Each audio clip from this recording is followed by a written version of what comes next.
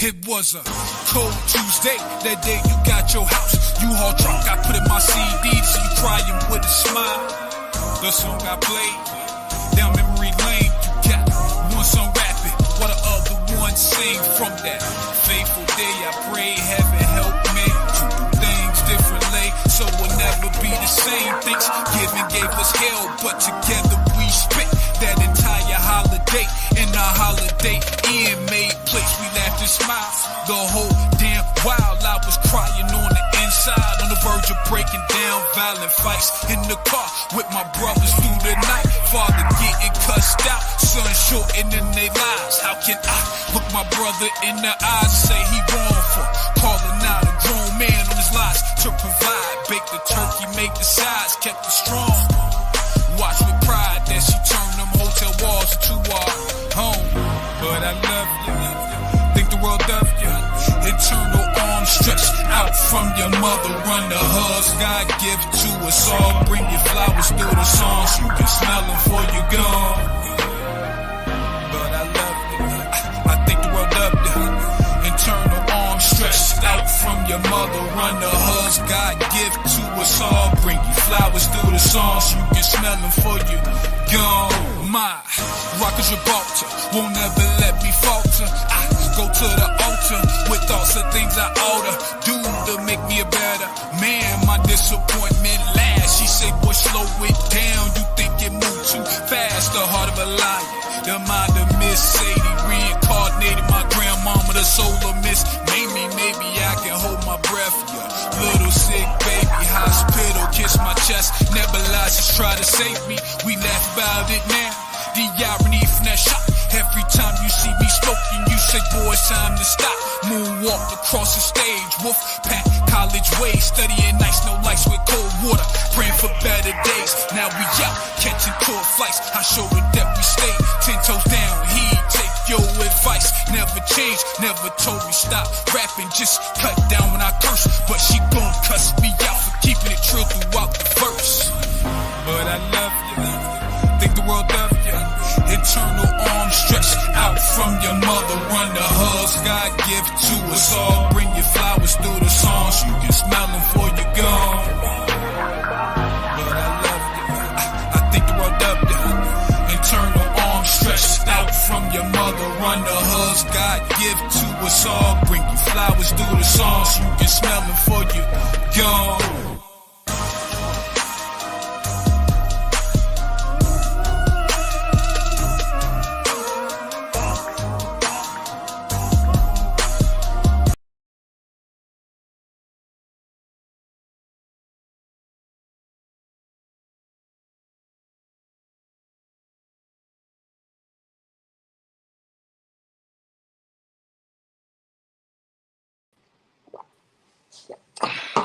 What's going on, fellas? What's good? What's good? What's good?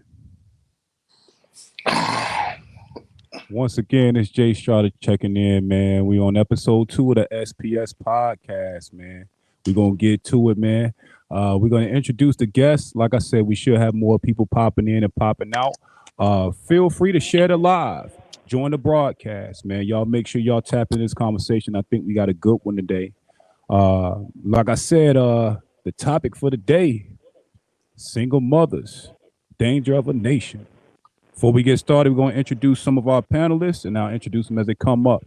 To my left, Coop, what's going on, brother? What's up, man? Y'all hear me? Yeah. You all good? Right, bet. Bino, what's good, my G? What's happening, brother? Chilling, man. Just excited to get to it, man. We're going to hop right into the show, man. I'm pretty sure that people will come up, and if not, I'm almost positive they're listening. So we're going to start it off with the statistics, as we always do. Like I said, we're going to try to be consistent with these shows. So before we can even get into talking about the subjects and bringing up videos, let's take a look at these stats. So by the numbers, 63% of youth suicides came from single mother homes. 70% of all teen pregnancies come from single mother homes.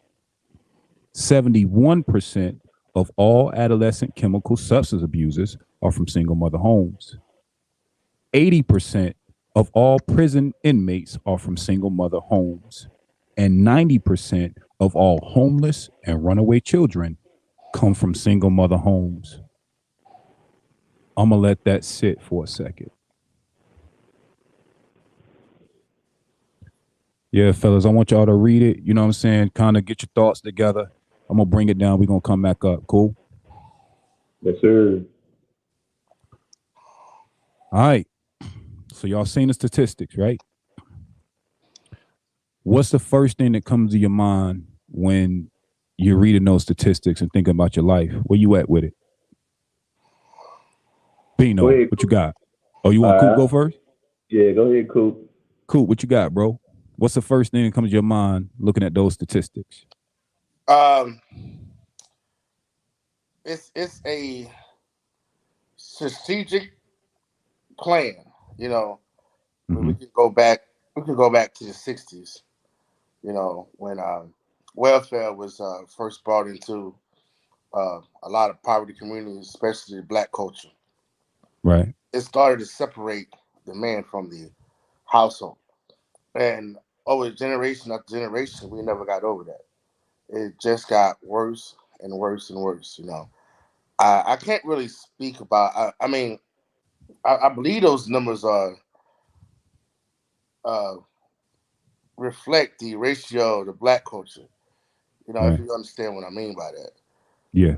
But I think it's more by design, and um, that post that those the I think her name was Shazar Ali, Miss Yeah. Sister Sharah Shaz. Hazard Ali. Yeah. Yes, yes.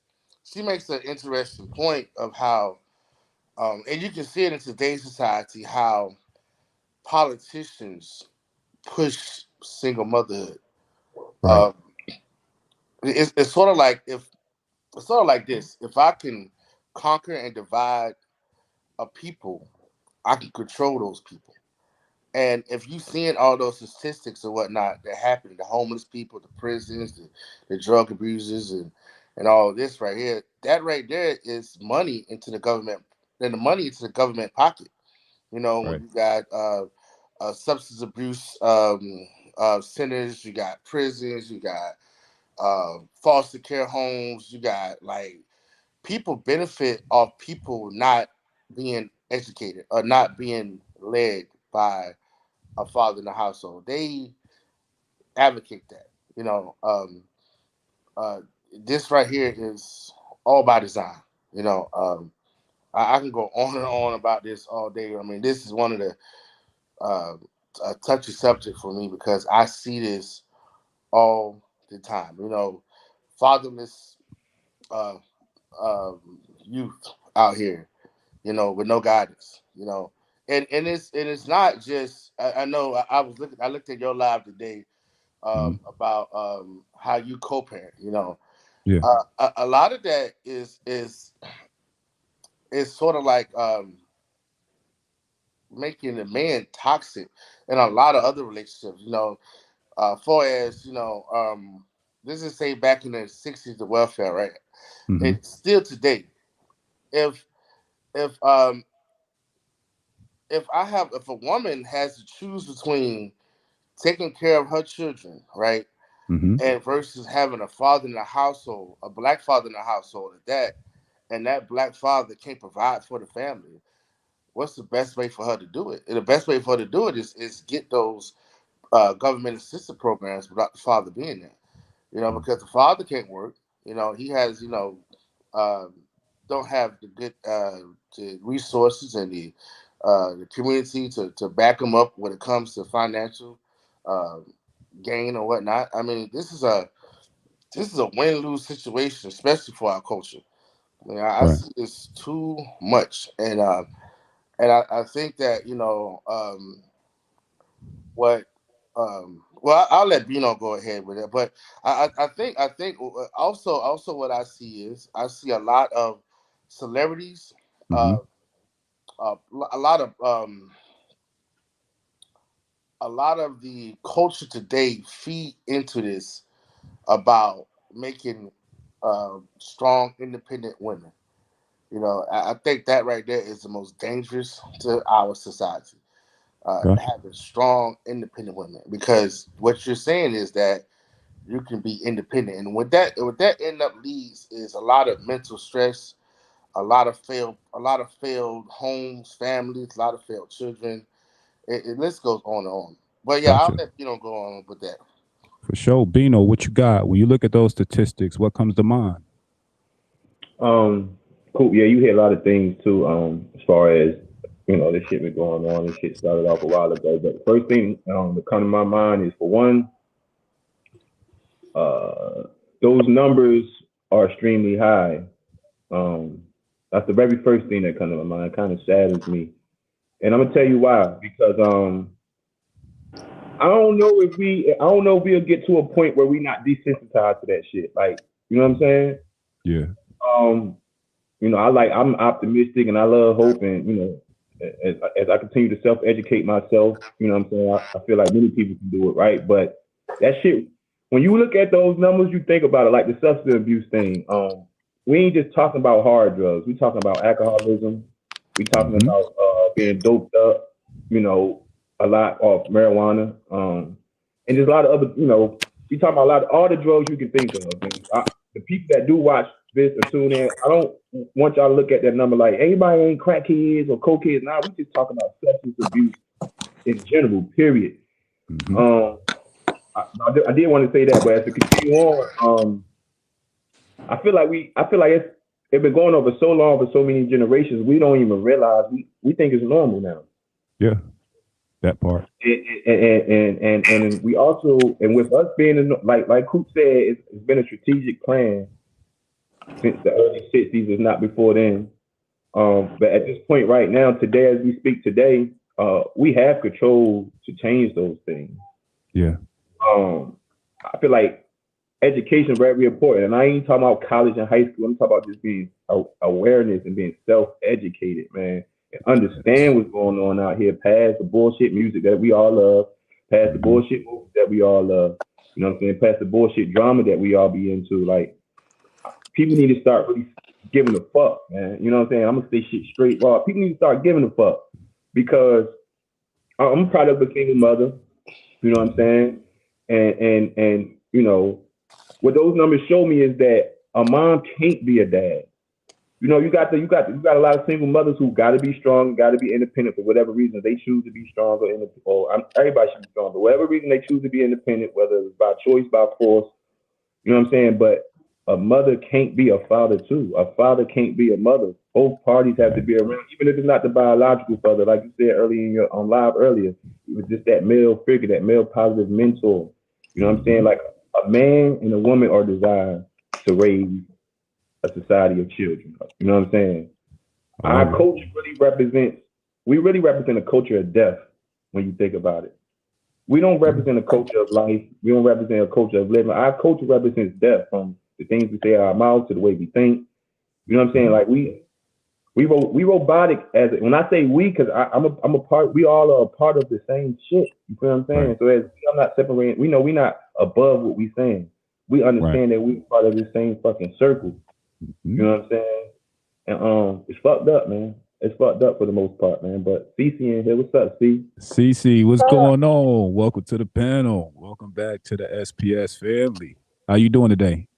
I'm doing good. I'm doing good. How are y'all? Good, Good. good, good. We were Good. trying to make it through. Feel me?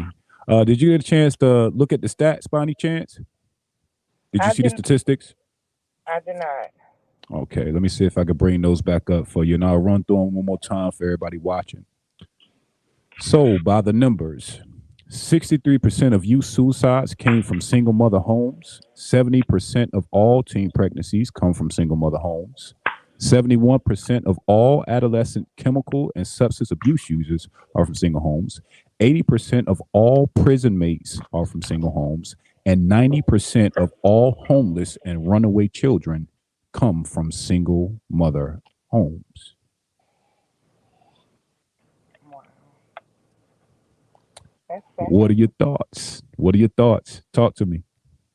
That's sad. It's like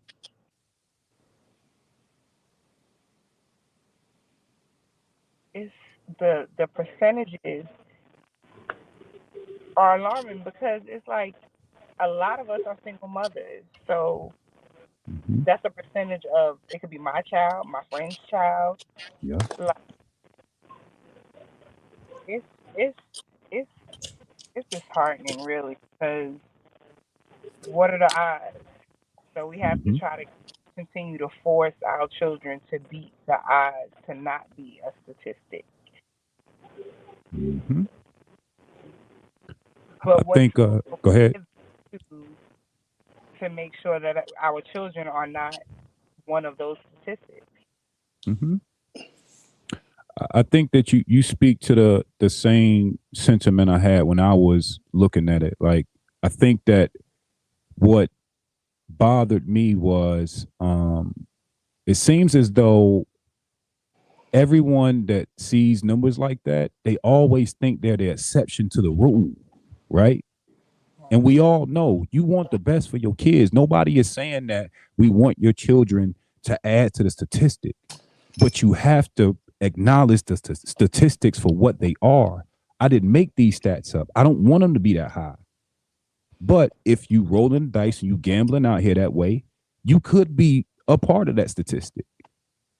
You know what I'm saying? Like this is real talk, and I think that a lot of times it gets lost in the sauce because everyone kind of wants it to not be them, to not be a representation of who and what they are, right? And I think that until we start getting real with each other and holding ourselves and everyone around us accountable for this, it's going to keep rising because it's so easy to ignore it because you don't think it's hitting your household directly. But my thought on it was when I looked at these stats that even if I do my damnedest to make sure my daughter isn't part of it, she still has to go to school with like these are her kids, like these are her students, these are her friends, these are her homegirls. And again, when we start thinking about school systems, my daughter's gonna be around these kids more than she's gonna be around me or a mother. They spend more time at school than anything. You feel me? So it ain't just about getting mine out. You feel me? I need to make sure that her peers are just as healthy as she is because they're gonna really influence how she looks at life, right? So that was my thoughts when I saw the stats, man. Anybody else want to put some more on it? Yeah, you're absolutely right. I was actually thinking that because, like you said, even if it don't affect that person directly, say you got 5 siblings, based on them numbers, even if you make it, your brother, your sister, your cousin, your nephew, your uncle, you know what I'm saying? And is life really good without them people? Even if you make it, is life truly, do you feel truly whole if your brother locked up or your sister alcoholic or your nephew, you know what I'm saying? It's still, it still don't feel whole. It still ain't a pure joy in it. And you know what I'm saying? So even if, like you just said, I was going to, bounce off exactly what you say, even if it ain't you, those numbers show 3 out of 5, 4 out of 5, 2 out of 5. So somebody in your neighborhood that you love, somebody in your house that you love, that shows that it's going to happen to them. Mm-hmm. That part. We got a comment in. Shout out to Yayos. The question he wanted to pose to the panel: is this single mothers and is it generational or the African American community? I think he's saying is these single mothers in general or the African American community. I'm gonna keep it real, Yayos. I think that context sometimes does matter, but what I will say is when I was pulling the statistics, it didn't specify race. But also what I can say is a lot of times when we see these statistics, even if we're not the majority, we're such a small minority when it comes to the United States, but we literally are placeholders for a lot of these statistics. We are disproportionate. If you take the number of black people and you look at how many people exist in the United States of America, all of these stats, I'm pretty sure we're dominating them. So even if they're not particularly specific to black people or the African American community, I can almost imagine that we own the lion's share of these stats. Just my opinion, right? So let's be honest. Like if it's even if it was half and half, even if it's going to be either the African American community or the Caucasian community, ain't going to be them other cultures. We don't never see that. Yeah. So, It's but definitely 9 not times brought to out of light. 10, we is probably majority of these statistics. Look at it and see it every day. We know about it. Yeah, we know what we see. The first clip I'm gonna bring to y'all, we're gonna react to. Coop sent it to me. It is Dr.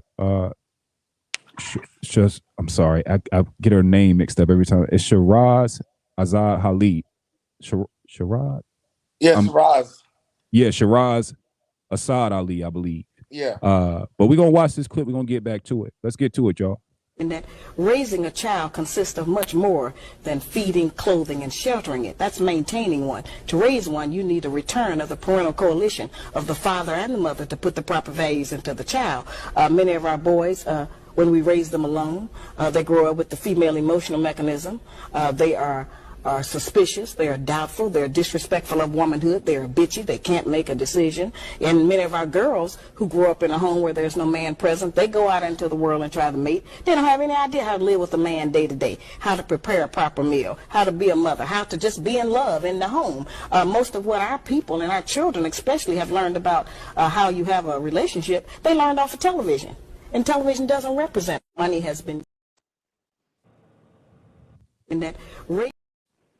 All right. Were y'all able to hear the clip?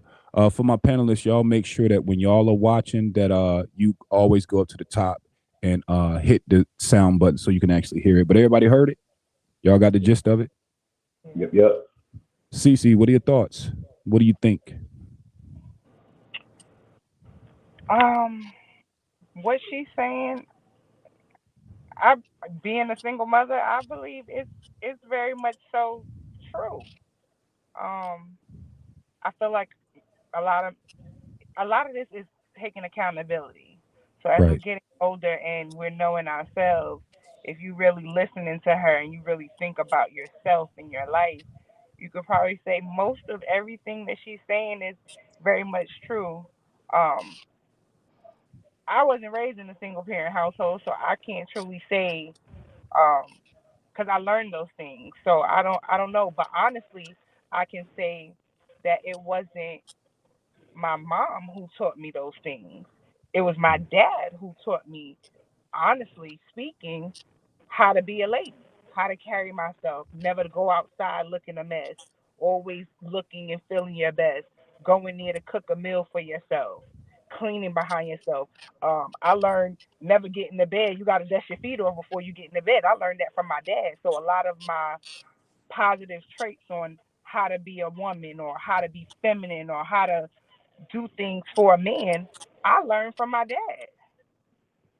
So, but I do agree with the clip with everything that she's saying. Right. Bino, what are the effects of single motherhood on our children? So you got male and female. I really can't speak for the females. Mm-hmm.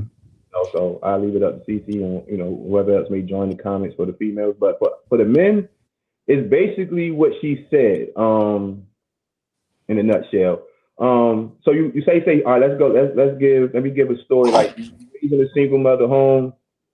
You never had you learn what do men learn from when there's no man presence around? They even learn from their community. 9 times out of 10, single mother homes are in the lower end communities, lower middle class, lower class. For the most part, not everybody. So outside, we know what goes on outside of those communities. So that's where you get those statistics from when it comes to substance abuse, when it comes to prison inmates, and so on and so on, because everybody all those men outside 9 times out of 10, well, not 9 times out of 10, but y'all guys know what I'm saying, majority are from single mother homes. And that could be young mothers who not quite sure how to be a full woman. That could be mothers who generationally never had their fathers, or even a good mother, because every mother think they're good just because they put clothes on their kids' back and they're in a household and they make sure their bills is paid, they make sure food. That's the basic. I mean, like, of course, you carried it for 9 months. Why wouldn't you do that, right? Right. Right. So, but that doesn't necessarily mean that you're raising your child for the best potential they could possibly live. just because it's clothes in their back, there's food up there, and you know what I'm saying. You give them their toys. But the effects of single mother household is the same statistics, and the reason why is because of that. Like I go outside, I got the big homie, he got the car, he ain't struggling. You know what I'm saying? He got the money. You know what I'm saying? He cool as hell. All the females love him. I see respect. That's why I learned. I gotta be aggressive. I gotta be aggressive and violent to get my respect. You know what I'm saying? Because that's the examples that we see. Even if your mom in that household is that educated mother that tell you different, that's one person compared to hundreds of others. That's one person compared to the music. That's one person compared to the movies. That's one person compared to your peers. So whether it's your mother or your father or whoever it may, the numbers rule, right? Majority rules, right? If I can't see, and my mom said go to college, but she went to college and we still struggling. Like my mother was a teacher. My mother, I went to, like personally with me and my mom, right? My mom had me at 15 years old, right? 16 years old, right? Went through the process of being young. Then she go to college and all that. I used to go to school right there. I went to school with CC, went to school with you and Cool. People, and I used to go to school, then had to go to night class with my mom. You know what I'm saying? For her to get her stuff going on, right? But people don't know you see things like that. I'm like, she going to college, but she never, I got food, I got clothes from a good support system, grandmothers, aunts as well as herself. But the money, I still see the stress on my mom. Why would it influence me to follow her footsteps? You know what I'm saying? Whereas though, you know what I'm saying? So these are the different effects. It becomes a mental trauma. You know what I'm saying? Like, all right, I'm gonna go try college just because I want to make my mom smile, but I go to college, man. Niggas broke. You feel what I'm saying? It definitely makes you turn. Can give you a long the men can usually break down things a little bit better when it comes to things talking to a young boy. You know what I'm saying? And to the reason why that's when we really us men can really teach these kids the values and the principles and the morals and the reasons why. You know what I'm saying? The mom just trying to make it whatever way she try to make it. You know what I'm saying? So, I don't know, man. So you go through this process, man. Like I say, you gotta it goes back to what that CJ said last week, them 3 R's his pop told him. You know what I'm saying? And that backs us up so many years that our full potential could have been maybe when we was at a younger age. You know what I'm saying? We see it all the time. We see black people all the time. You know what I'm saying? And they still sometimes might even get influenced. So if you got a good mom and a good dad in the household that been married your whole life, and you still get influenced by your generation, what you think a person growing up with just one parent going to do? Facts, big facts, big facts. I'm definitely rocking with it. Cool. We're gonna go to you. What are the effects of single motherhood on our children?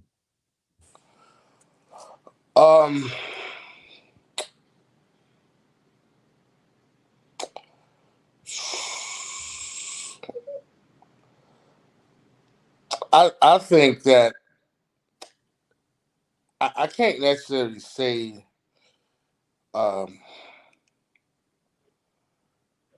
it's like you don't when you don't have that male dominance or that male masculinity in a household or in their life. It's like that positive, not the positive, but once a child does not have a father figure around, what they tend to like Sister Ali said is look at TV, or they go to the corner, and look at the guys hanging on the corner. They tend to try to find, and guys and girls, they tend to try to find that level of what they need to be a grown up or mature or whatnot. So if you don't have that in place, they can be basically taught or manipulated by all types of things. You don't have that firewall or that security right there to guide them in the right direction, in this world. And because it's a lot of it's a lot of things in this world that may look good or whatnot. Like I was taught, in Bertie, everything that glitter ain't gold. You know, Right. and when you a child is very vulnerable, so like they can believe anything or whatnot. But if you don't have that balance there to show them that this is the way to go, or these are other options that you can do, and they're they're going to just pick up on the things that they see around them, you know, That part. and That part. that's a major effect, you know. And I know in our community, because I'm down here by Jacksonville, Florida, and it's real bad, every day, homelessness, um, shootouts, stabbings, killings, and it's like a repeat cycle of you got the projects, you got the mothers in the projects, and I mean, I'm not saying they're not trying, but they have to survive, and the way they survive is around in their environment. They have Right. to survive in their environment, and what's in their environment is not what you might consider to be um American dream type shit. It's Yeah. considered ghetto hood or whatnot, and they start to take these traits or whatnot, and that's what you end up. You get a product of your environment. You know Uh, what? You actually hit on a real good point. If you don't mind me interceding, is that some of the effects of being a single mother is, like you said, the system that most women are relying on to support themselves and lack of a father being there is Section 8. But let's keep yes, it real. You don't yes, catch Section 8 housing in the suburbs. you don't. You are grouped together with others that are in that same economic bracket. So Yes, now, again, the cost of these government programs are weighing more heavily on the influence of y'all kids, of our children. And this is why I said that earlier, and I'm gonna keep repeating it through this. Government assistance does come at a cost. And I'm not talking about the exceptions to the rule, because I know for everyone that's on government assistance, there are very nice homes located in isolated areas. I know this to be true. But when we speak, we got to speak to the majority through these conversations, or we'll get lost in the sauce, right? Again, I'm going to repeat this over and over. It is bigger than your story, it is bigger than my story. yes, We are talking about the statistics, right? So we're going to go to the next video. I want to bring this up, and then, we'll get y'all feedback on it. Let's keep it going. If I depend on a man for money with everything, I just feel weak as ever. I grew up with a single mom, 4 kids. I'm the only girl. The one thing that she taught me was never to depend on a man for nothing. No child support, no nothing. A lot of the But times when it's I'm in not like- relationships, I pay for things. You're not gonna say anything about how not you gonna say always what you pay guys for do, me and stuff what like you that. did But for that. do you pay for things because you genuinely like I'm gonna do this for him, or do you pay for things because you don't want to hear like look like what you saying? I did this for you all the time. All right. Y'all heard it from her mouth.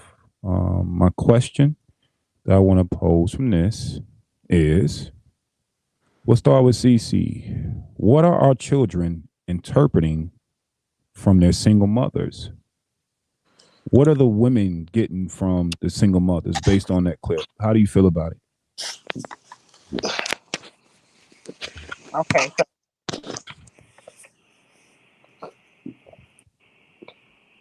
it's two different. Okay, so she's talking about guys in one thing that she's talking about herself being not raised in a single parent household. So we're touching on everything that she's talking about.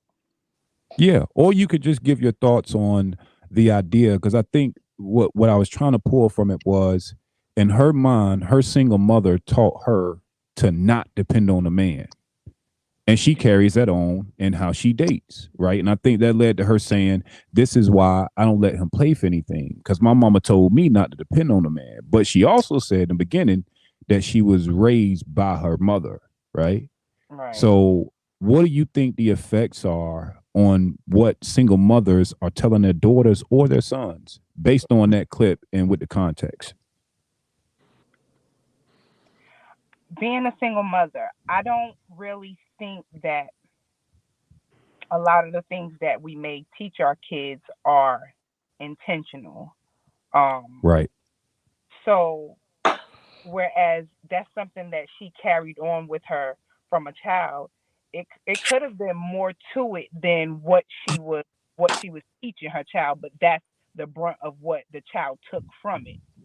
Right. So for me, now these kids are very intelligent. They're very smart. They're wise beyond their years. So a lot of them know what's going on. Do we Right. try to hide the hardships and all of those things? Yes, but these kids see and they know it all anyway. They listening, they watching, they're mimicking everything that we do.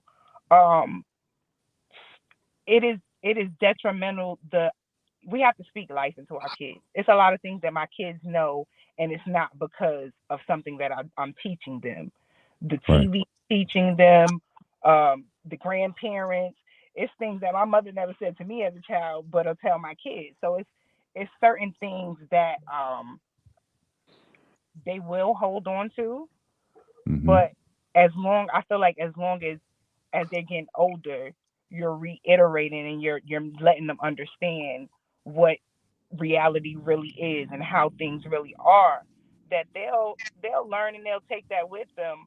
But if you're teaching them bad stuff, or if you saying wrong stuff, or because it's women that hate men, so they Yeah. will their kids and discriminate because they're so mad that their baby father left them with all these kids to raise. So it's like they will teach their kids a lot of the wrong things because of a man hurting them. Um, Gotcha. but I also think that as children grow older, um, it's up to you really as a person to say, okay, to learn life on your own, to make mistakes and learn from them things in order to say, okay, well, maybe that wasn't so true, or maybe it's not working like the way my mom or dad said it was, because now you're seeing something different. It's a different world, it's a different time. Right. So I really think like as the children grow, they have a sense of self already, that a lot of the stuff that we're telling them they may take with them, but like we all been saying, the streets and everything else is going to teach them other stuff anyway. So it's going to be up to them to take what my parents said, or Mm-hmm. do what the streets is doing, or listen to what the streets are saying, or listen to what my friends or peers are saying to me.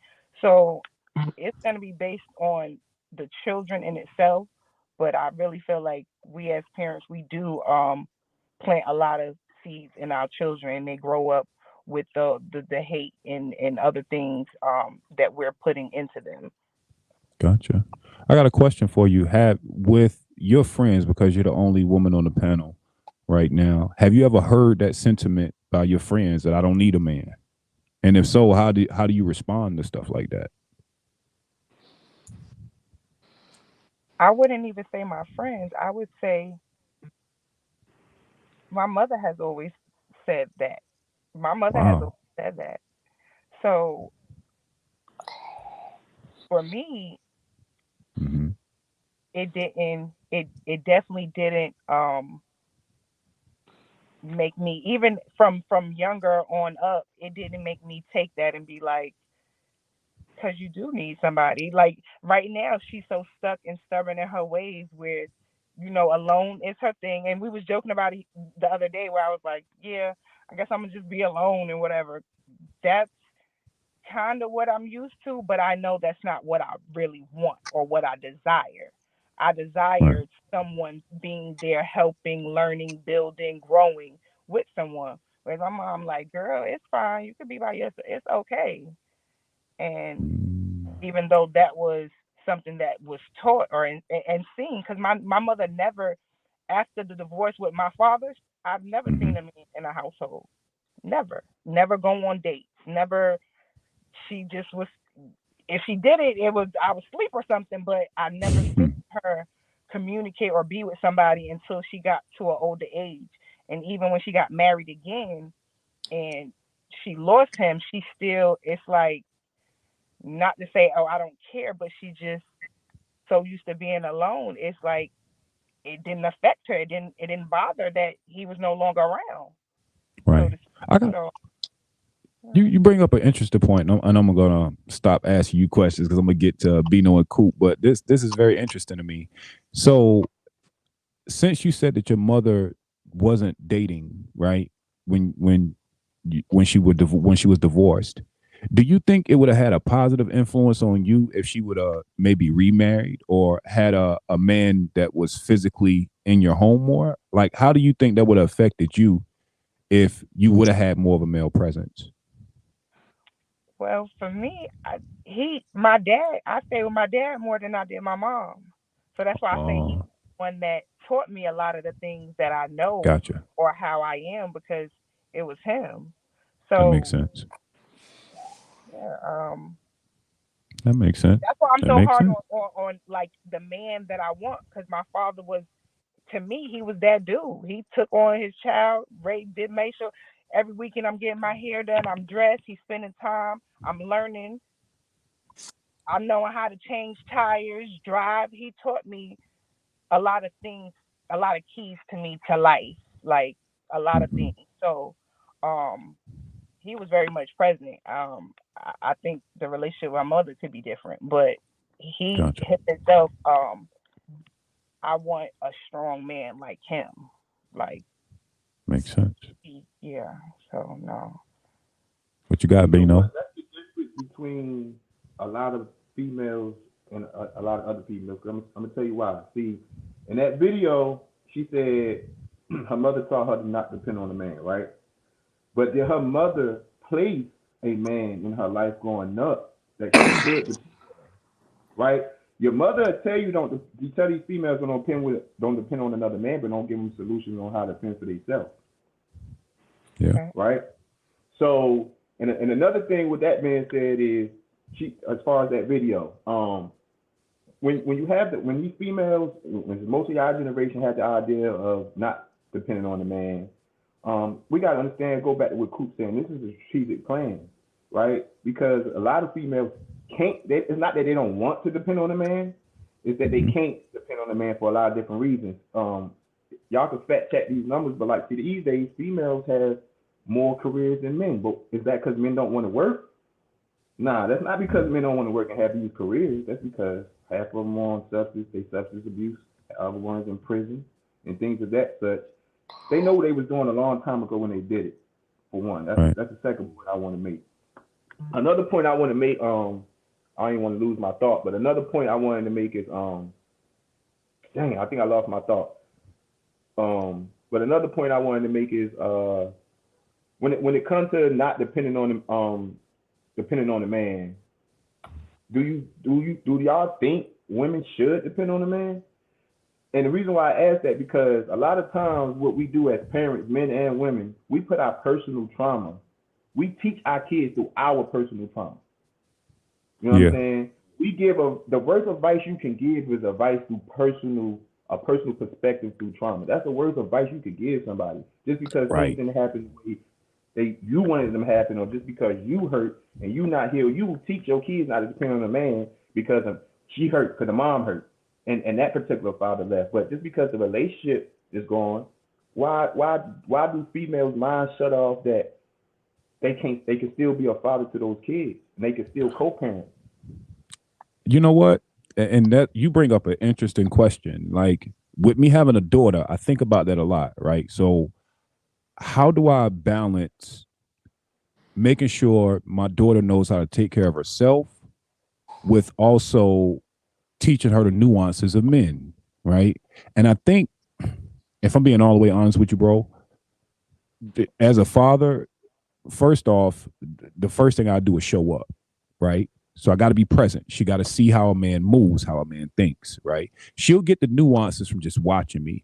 I think that more important than that, I have to set her up in such a way that her waiting time isn't wasting time, right? So while she waits for a man to, enter into a circle, I got to make sure she at least has enough in place or keep her under my covering and her mother's covering until it's time to turn her over to a man. And I think that the proper way I believe to do that is I have to be a gatekeeper and a filter to all men that want to show up to her. And they have to know you got to come through me. And this ain't no me trying to kick your ass. Because again, you got a daddy, you got a mama that love you. So any little boys that try to talk to my daughter or any young men that approach my daughter when she's of age to date, I think I have to do a job of not only protecting her, but mentoring him. You feel me? Because I got to be able to take my daughter from me under my covering and turn her over to you and your covering, right? And again, he might not be where he's supposed to be, right? But I think that the idea is that even though, because I don't have a son, right? So I have to actively help her vet men that show up to her. So when she has questions about, Daddy, why do boys do this? This boy did da da da da. So my idea is just to help her think through the way men think and just be myself, right? And when she becomes of age, make her comfortable enough to come to me and let her know that it has to come through me. You feel me? I gotta vet these dudes, man. I think that we are very far removed from the vetting system. Because think about it, bro. We were all young. You know what time it is. Let's say you talking to a shorty back in the day, and y'all getting serious or whatever, y'all getting to know each other, and she like, oh, you got to go meet my daddy and my uncles. You feel me? Think about how in your mind you like, oh, it just got real in this motherfucker. You feel me? Like this ain't gonna be no quick in and out. Like there's people that care about her that want to see about me. And again, I would never intimidate any man that would approach my daughter, but I need to vet him, and he needs to know that sometimes just the physical presence of a man can keep young boys or young men with bad intentions away. And that's why it's so important. Like when we talk about these old school rules like sex before marriage, and when we have these different rules that we think is holding us back, is really only to protect us. A lot of times people, single mothers, and that's not being single in a relationship, but that's mean you just raising your child strictly on your own. You don't have no father, no male support. That's what we're not talking about, just being single. You know what I mean? So with that being said, a lot of times when that happens, because we was immaturely having unprotected sex anyway.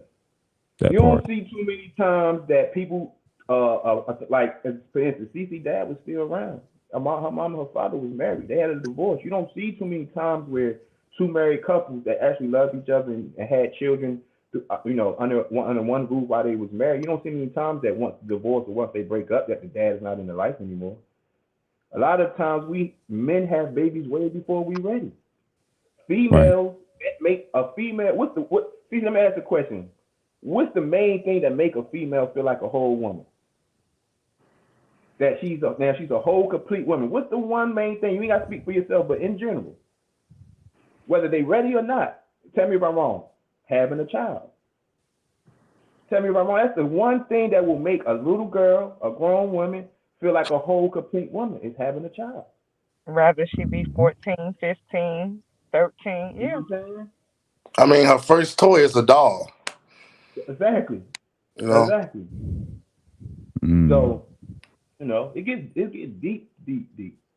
Oh yeah. Now we gonna the training of the mind is crazy, man. It's crazy. Yes. Coop, I'm gonna start this next video, and I'm gonna come to you first to get your reaction. We're gonna tap into some of the reasons why single motherhood is based on a video. We're gonna react to it, then we're gonna keep pushing. 52% of black children in America live without both parents in the household. What would you say is most responsible for this? The choice that so many women are making to choose the government as their husband instead of a black man. Explain. First, of course, is a choice to have a child. That's one thing.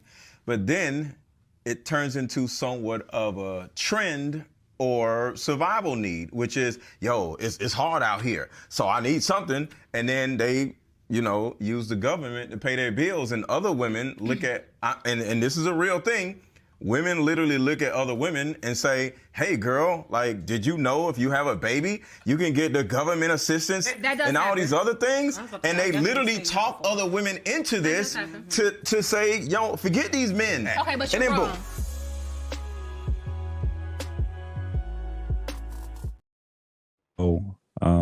He actually he's on a panel that I watch a lot. Shout out to the Lapeef Network, man. They had these conversations all the time. But Coop, we're gonna start with you. Do you agree with his reasons as to why the single motherhood rate is what it is? Yeah, I see it. I see it all the time. Yeah, I definitely agree with that. You know, I was speaking on this earlier about the subsidized programs that the government gives single mothers.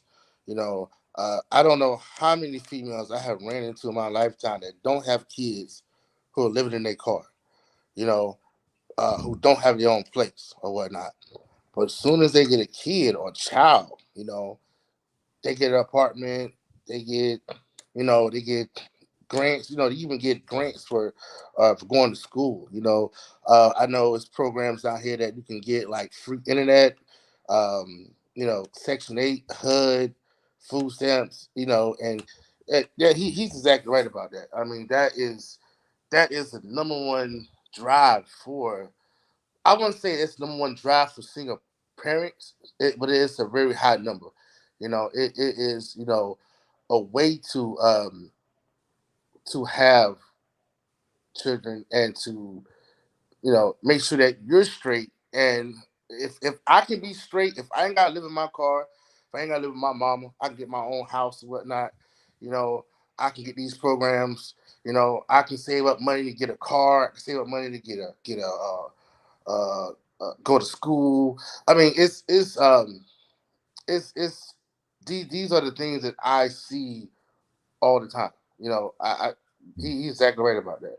You know, Gotcha. exactly right. Gotcha. Yeah.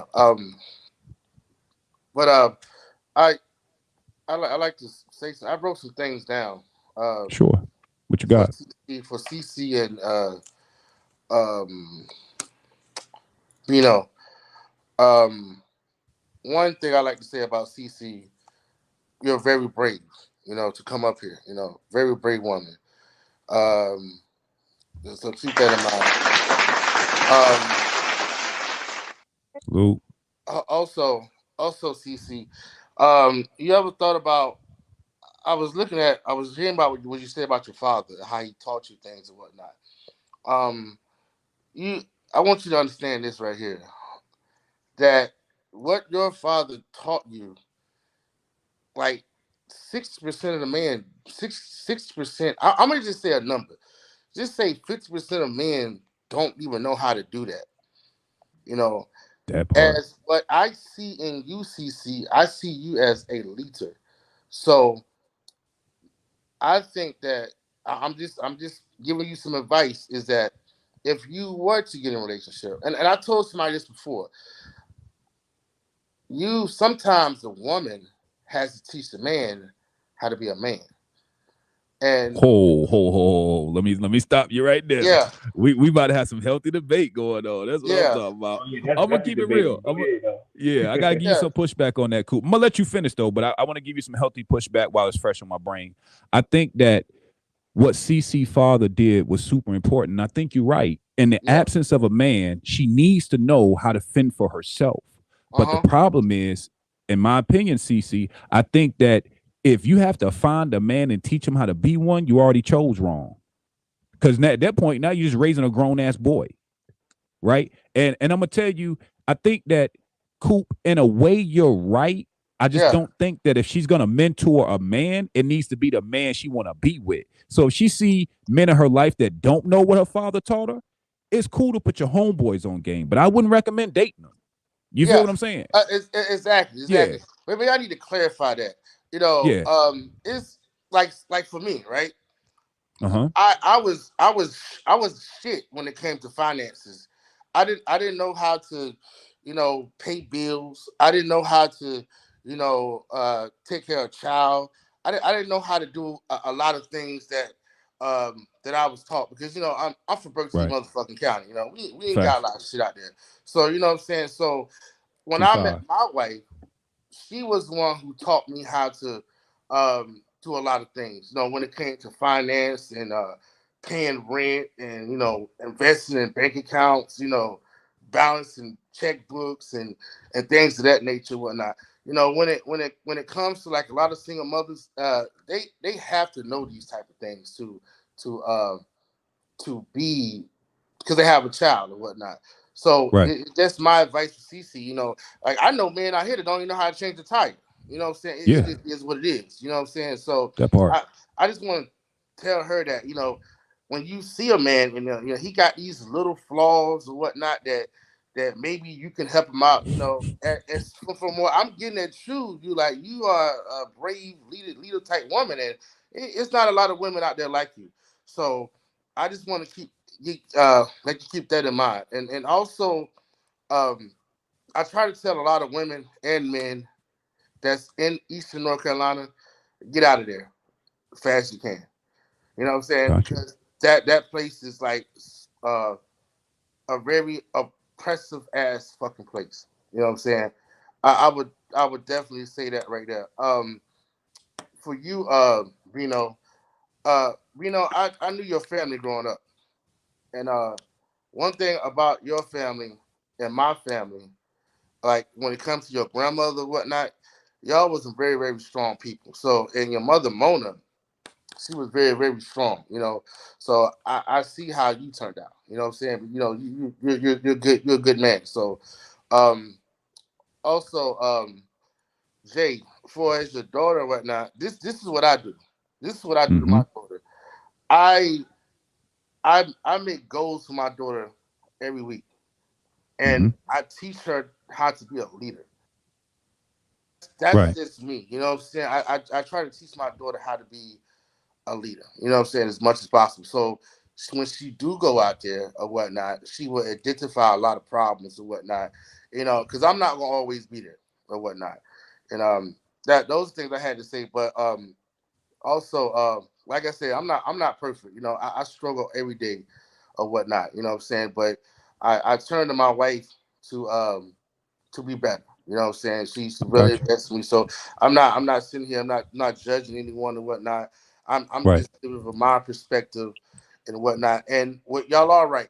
Hurt people do hurt people. You know what I'm saying? That's one Absolutely. thing that's real facts. You know what I'm saying? I had to have this Mm-hmm. conversation with my mother, my sister about, things of, the because we come from we from Berkeley County, but now I'm in a diverse area what is different and whatnot. So the things that I was taught growing up or whatnot, I can't do those things no more. I have to move a Right. certain type of way because of the area I'm at. Because my children come home like they say they smart as hell.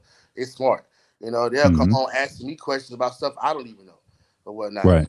So yeah, those are my thoughts and whatnot. I mean, when I get in this podcast, I try to write down notes and whatnot to Yeah. try to just give my thoughts and whatnot, because I kind of forget a lot. But yeah, For sure. yeah, I got you. yeah. All right. Bino and Cece, what y'all got? Either or. Y'all could popcorn it, join in. Have women substituted the government for the black man? Um, want to go, CC? You want me to go? It doesn't matter. Ladies You can, first. you can go. All right. One cool. I want to say. I want to say something since we live and it's gonna be recorded. For one, I want to give a shout out to my mom because I feel like she did the best possible job a teen mom can do raising a young black boy. So, and my Respect. grandmother. First of all, shout out to y'all if y'all ever come across me. You know what I'm saying? I went through my bullshit, everything you could think of. You know what I'm saying? Been there, done that, been inside there, came outside, everything. But for the most part, I gotta give them the credit. But along with strength, I want to keep iterating this. Along with strength, got to come with some type of sense and education, man. Because there's a lot of strong single mothers out there. You know what I'm saying?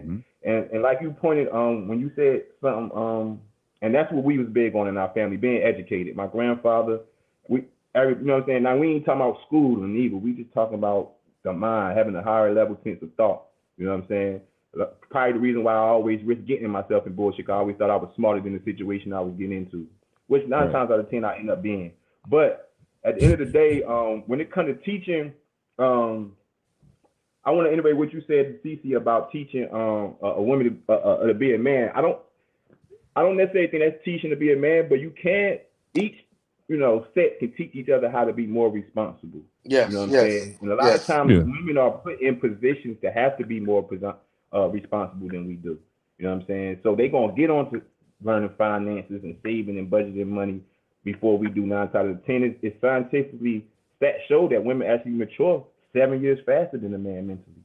You know what I'm saying? Like, we gotta understand, we can't leave out science and things the way they designed to be, the way it was since humans came walk this earth. But as far as your question, hell yeah, women substituted the government for the man. But that's what the government wanted. That's why. That's why they put you in Section 8 and give you, look, let a man be able to go. Let me be able to get a motherfucking apartment, a nice ass apartment for $50 a month. You think I ain't gonna be on top neither? Why they don't give it to us though? You know what I'm saying? They know what they was doing. You know what I'm saying? They want them to be supported. They want the black female to depend on them more than us. Because if you depend at us and they put us in positions and help us positions where you can depend on us and we can come through for you, what control do they have over the black community? We some very powerful ass people when we together.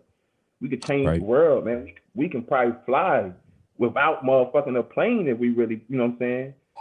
Do some amazing extra shit. So of course they do, but they designed it to be that way. Meanwhile, a man get out, he get out, he get locked up, he becomes a felon. He supposed to he can't even get nothing from the government. You know what I'm saying? He's done for. So what that's gonna put him in a position? It's gonna put him in a survival mode position, and you only survive for a certain amount of time. When that means surviving, that means you just here until you fucking die. It don't mean you building nothing. You just surviving. Right. So absolutely they do that. They do that shit on purpose. I hate them motherfuckers for that. So here we go. Cece, what you got? Have women substituted the government for the black man?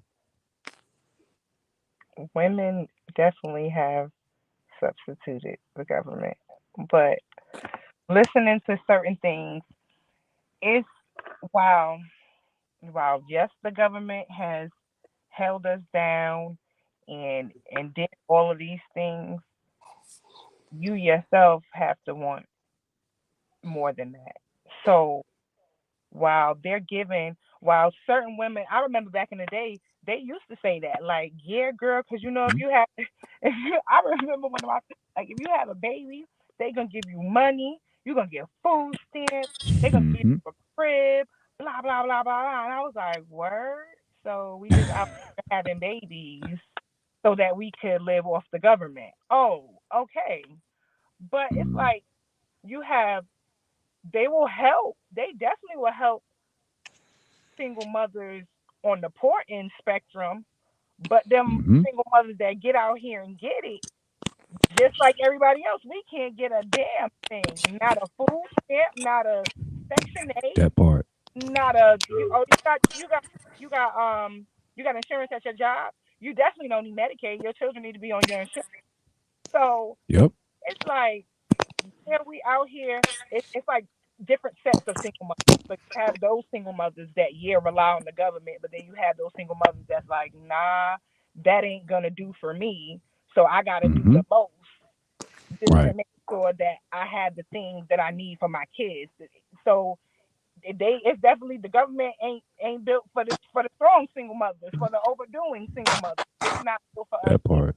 So while people be thinking that it's so cool to have kids and live off the government, if you just want to be a bum, like, call it what it is. Want to be a bum, then just and just have say that.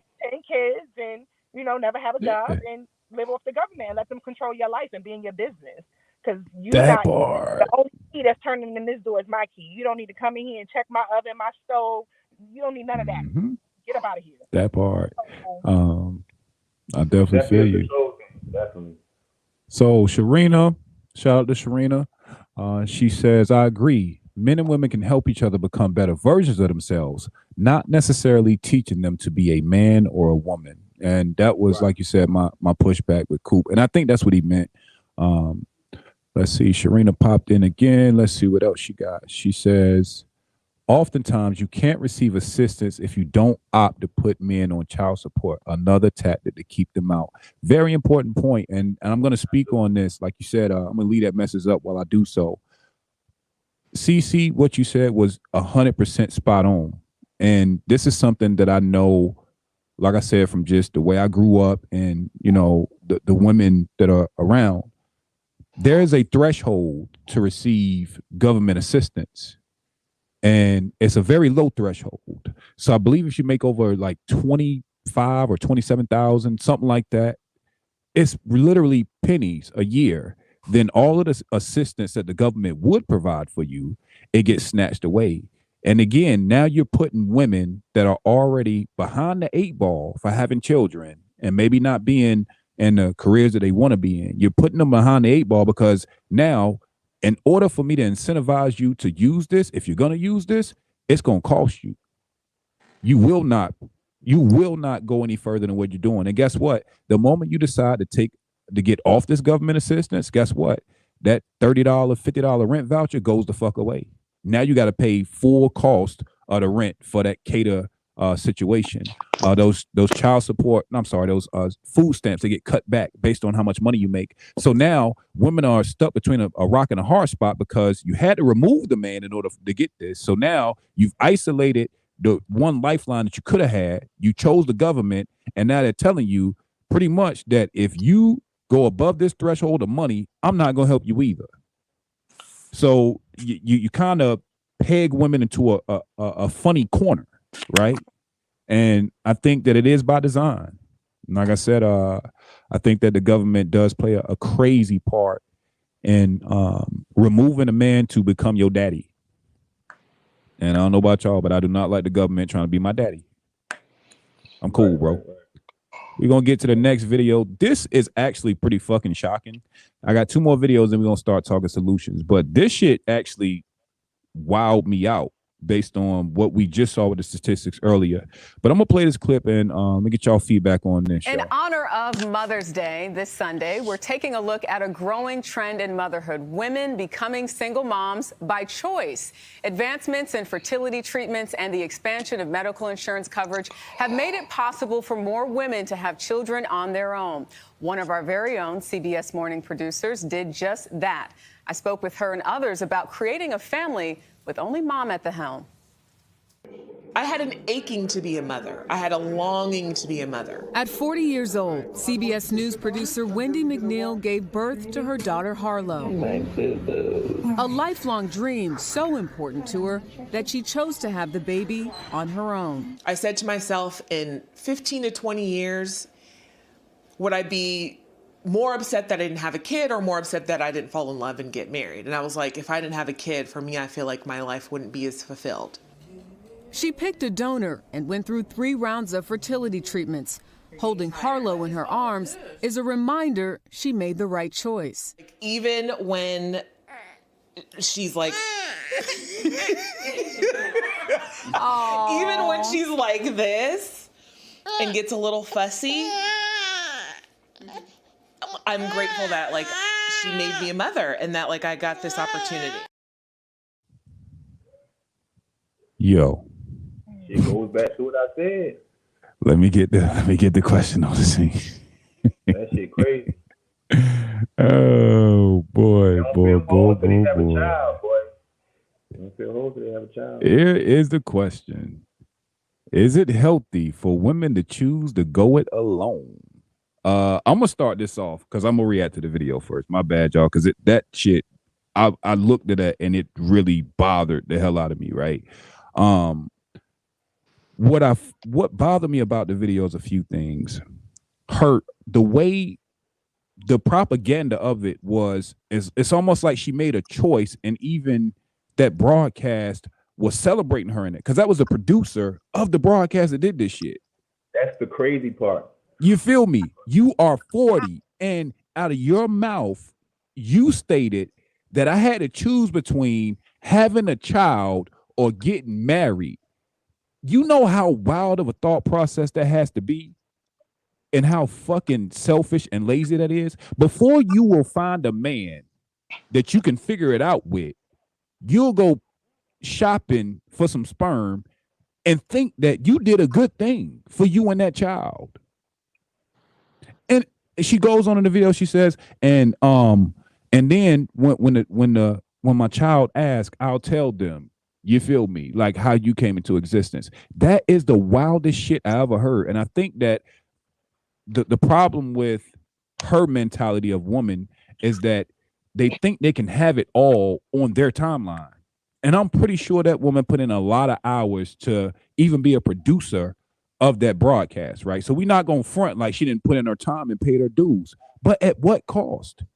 You are 40, and the thing that you are trying to decide between is not, damn, maybe I need to get my shit together and try to, date. Maybe I need to figure out, my clock is ticking. I really want something. Yeah, put your eggs on the shelf. But the least you could fucking do is actually find a human being that likes you enough that wants to have a baby with you. That's the least you could fucking do. Now, it'd be different if she had complications, but literally the choice fucked me up. Go ahead, CC. Okay, so I'm kind of on the fence with Shorty because All right. not knowing her story, we talked about the dating pool. Now she looked like she about her business. She got her stuff together. The dating pool is very, kind of out there now. So what if she had this whole, because for women there is a biological clock, and we just can't be having kids at any time, and even if we do, it's a high rate of something possibly being wrong, or we serve a mighty God, but the chances are kind of high as the older you get to try to bear kids. So right. Maybe I'm out here dating, and these guys are just not up to my status, up to what I'm wanting. And either way, even if I just go find somebody willy-nilly to have a baby by, who's to say he's going to be around to even help me with this baby? So here I am, still a single mom. So who's to say she didn't try all those things, or possibly, and then said, okay, well, it ain't working. I'm 40, and this needs to happen because I can't keep going on. Can I be real with you? Yeah. Yeah, because like I said, I like this part of the conversation. Because at this point, y'all, we just gonna go popcorn style until another topic come up. I'm gonna keep it real, CC. I think that's bullshit.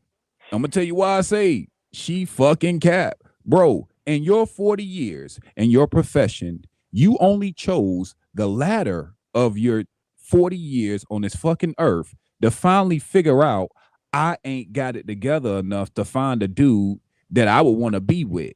At that point, maybe you just need to hang up the clock. Maybe motherhood won't in your cards, big dog. And I get it. You can afford it. But think about how long. That means she went to high school, 18, 19. You're around guys that you might not like. I'm pretty sure she went to college. For her to be the producer of a network, she probably went into broadcasting and media. You on a major university campus. You mean tell me there ain't no qualified men around where you at?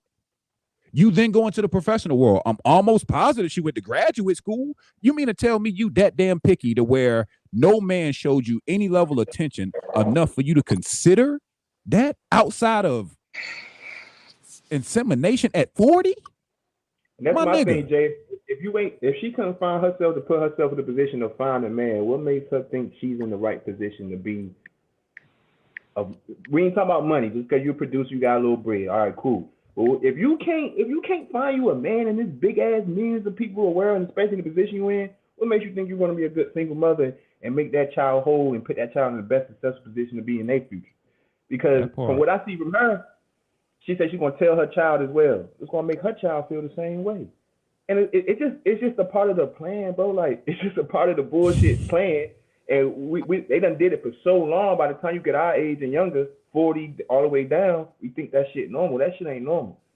If you can't find a man in 40 years, what makes you think you're going to be a great ass mother? It's just like women don't want to be. It's not the part that they want to be married. They just want to have a beautiful wedding. They see the baby gaga, and they see them little moments with that baby make them want to have a baby. Just like when they see them moments walking down the aisle in that church, you don't really want to be married. You just want to have a wedding. You don't really want to. You want to have a child, but you don't want to raise a child the right way which a child needs both male and female in their life, man. It's designed like that. We said we serve an almighty God. God designed it like that. When we allow a man to change that shit, it's crazy. Mm-hmm. CC, I gotta let you respond. I know you getting it together. We'll wait on you because I want to hear this shit. Like you gotta make it make sense. Because I was looking at it and feel like, what the hell is wrong with her? But maybe I'm not seeing it. Give me some perspective on that. That shit wowed me out. I think she walking. Yeah, I was walking. Okay, so while y'all are, yeah, we are designed to meet people and procreate and all of that, but there are things that happen, and I really can't say about her backstory for real because I don't know what the situation is. I got you. So do you think what do you think of her backstory would justify that? Like, what do you think her backstory could be that in 40 years there ain't a man that she saw worthy to make a family with? The bar, I feel like, because there are women out here who set the bar totally high for a man that a lot of men won't meet the status quo for them. Right. And some of them are not willing to bend or break to, I guess, to procreate or deal with it because it's why in their mind, if it's somebody that I'm really not really feeling or really wanting to deal with or of my caliber, why am I gonna have a baby by him to end up probably breaking up with him, not really wanting to be with him because he's not what I want? Mm-hmm. Well, I'm gonna keep it real. I think that based on that logic, if you can't find a man to make the family whole, then I think that that's a consequence of not being able to find them. You can't have a baby. But I think that for so long, the accountability and the bar just keeps getting moved further and further away from a nuclear family. It's so fucking easy to replace men. Y'all got toys, y'all got roses, y'all got artificial insemination, like you got the government. Everything is set and designed to keep you all single because, believe it or not, even though black people are some of the highest producers in the economy, right? Single black women make up the bulk of what makes this economy go round. I need you single. You spend your money different when you got a man. You spend your money different when you gotta report it to the family. But you by yourself with your artificial inseminated baby, oh, you finna turn up. Bed Bath and Beyond, y'all turning the hell up. You feel me? Like baby walking around in polo, this motherfucker can't speak worth a damn, but he fresh. No judgment, but I think that at some point, women have to be put directly up against real consequences for it to be real for them. Think about if that same biological clock at 19, 20, 21, 22, she's thinking, I got to get my shit together. Like, I have to start making myself ready to be a wife. That part, you feel me? Because I think that we have seen shit done out of order for so long that we're not even thinking for the sake of our children. Are we putting the cart before the horse? Like at some point we have to train our children in the right way. I got a mantra I do with my daughter. Now, granted, she's only 3, so we grow on it. But since she was about 1, she says, I'm smart, I'm beautiful, I'm going to be wealthy, I'm going to impact the world. Now, in that, we're going to add, I'm going to be a good wife. I need her to think that way now because I don't need her so independent that by the time she becomes of age, she looks at boys and think, what the fuck do I need you for? I have to physically show up to show her value in men. And so I think that you feel me. That's vice versa for the men too. That's for the men too. Jay got a daughter, so he's speaking to his daughter, but understand that's vice versa. Like as men, we don't need to tease our boys to go chase little ass girls. Like soon they come out, we not setting them up for success when we do that, man. We setting them up for the same shit we already did. Our mothers already did. Our fathers already did. I tell my boys to chill on that girlfriend shit. I know they like girls. They Right. I'm sure, and they like girls, but chill with the whole girlfriend shit for right now, bro. You got to become a full man before you be able to be a good husband or a good man to a female. I'm speaking through experience. I'm speaking through my own trial and error, so I can Right. talk like this. You know what I mean? So yeah. That's real. Coop, what you got? Give me a little bit on this. Well, my phone went out, but I did You see a good? little bit of it, of that little show. I don't that I'm just talking that particular woman right there. I do not listen to stuff like that because I know for a fact that politicians, the government is pushing an agenda for single women, for the demasculation of masculinity in America. I know that. So when I look at that type of stuff, one thing that comes to mind, and this might get kind of crazy, but I know it's true. Shows like that often have like are often paid to have those shows go viral. It Right. is a sort of like a programming of women to fall in the trap of Planned Parenthood. Parenthood. You know, Right.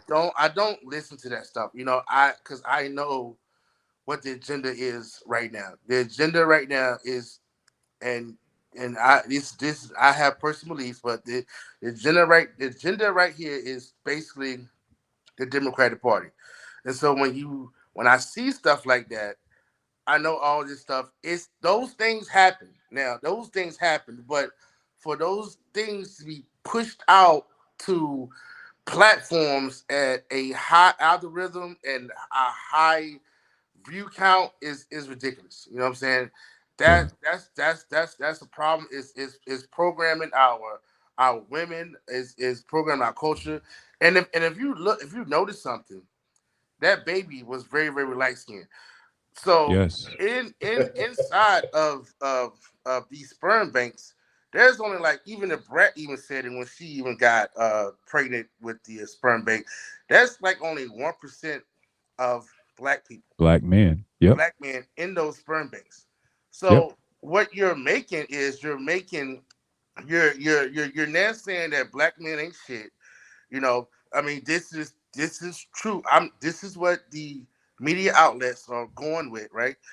Mm-hmm. So what you need to do is get a white man, get a white baby, and you'll have a better life. So Yeah. when Propaganda is real. when I look at that type of stuff, that's the only thing I see is destroying the black race. Like, I so got I really don't pay no attention to that. But I feel that's all you. I gotta say about that. Hey, but you know what's crazy, Coop? In them sperm banks, 1% is black men, but you know they will pay black men a hell of a lot of money to drop their sperm off in them cups. Wow, Cause Yep. them I didn't white know women that. gonna be the ones that cause them white women gonna be the ones that go get that sperm.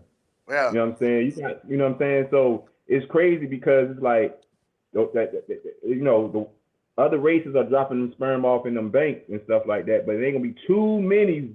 The numbers ain't gonna be too many black women coming in there getting yes, that sperm. It's gonna be the white women coming in to get that yes, sperm, and they doing our genes, bro. And like you said, you're like right. I don't need separate political parties no more. Because if you got a deck of cards, you got an ace of heart, you got an ace of club. That motherfucker's still an ace.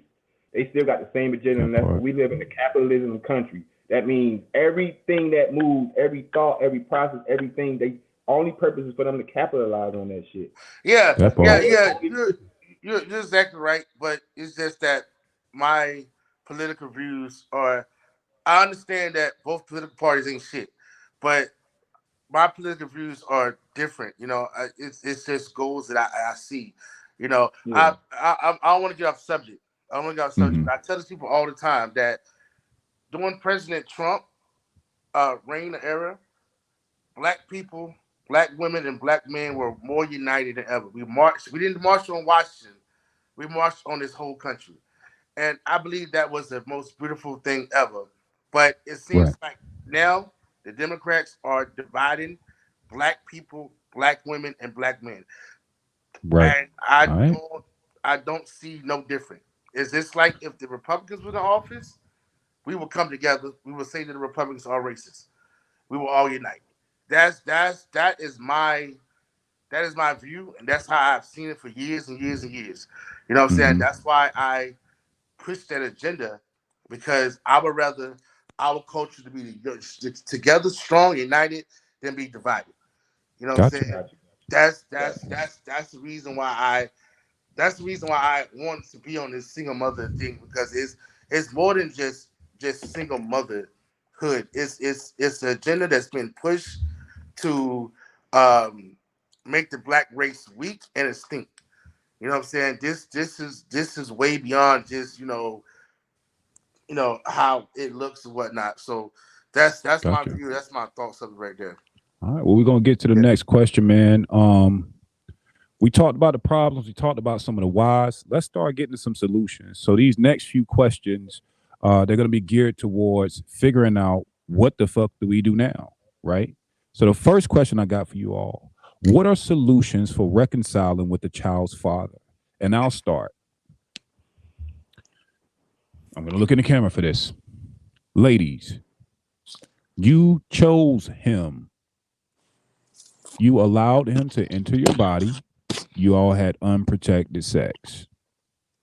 You trusted him enough to bring his child into the world. Trust him enough to figure it out. You ain't got to like him. You ain't even got to respect him. But at the end of the day, the moment that life came, it stopped being about how the fuck y'all feel about each other. It's bigger than you. It's bigger than me, baby. Ain't that what Nino Brown said? It's bigger than me. You feel me? Like, it ain't about y'all no more, man. Like, a lot of times, and to stick to the solutions part. So if you have a baby father and let's say he's not active or he's not doing the things you want him to do financially, like I said, the first step, get the government out your business. Take him off child support. Want to know why? If he's already not doing what you believe him to be doing, then that means that he's probably not making a lot of money. And I'm going to tell you why I say that. I feel like if a man is at a certain financial threshold, he can budget better for child support. It might take out more, but he can figure it out. He'll get another job. But a lot of the men and a lot of these women that I hear speaking about these men, they're literally keeping these guys on child support for $40, $50, $200 that really ain't making or breaking your child eating or going hungry. You have the government assistance. You have family. You have support. I'm not saying that's an excuse for him to do nothing. But in order to reconcile with him, take the man off his back first. Then see what he naturally does. After you done that, my next step would be y'all sit down and have a civil fucking conversation. We are adults. If y'all can figure out enough about each other to have sex, y'all can figure out exactly a rotating schedule of visitation. If he ain't shit, give him 1 day a week. Give him 1 day a month. Hell, start him slow. Y'all know him better than I do. Yo, 1 day out of the month, what day work for you? Let's figure out where you can come see your kid. And if you don't even trust the motherfucker if he ain't got a safe space for him, allow him into your home long enough to do that. You can watch him. Again, if we start removing the barriers between us, which is the law, then we can at least start to come to a place to where we can reconcile and give each other's grace. Y'all ain't the same people. And I'm gonna mute my mic. Y'all jump in how you know what I'm saying, how you feel. But the question is, what are solutions for reconciling with the children's father? Or do you think they should? Anybody? What you got, CC? Well, Oh, no, go ahead, Bino. My bad. I'm gonna get to the question, but I'm gonna say first of all, before you even get to a point where you have to have a solution to reconcile with the child's father, and I know this is not going to happen, right? When people gonna have sex, it is. One of the biggest debates is when a man and female have unprotected sex. You chose the female argument. You chose to release your seed in me. Now listen, females, ladies, listen, please listen to this. You can't name one man. We don't get a 50-50 split when it comes to decisions like that.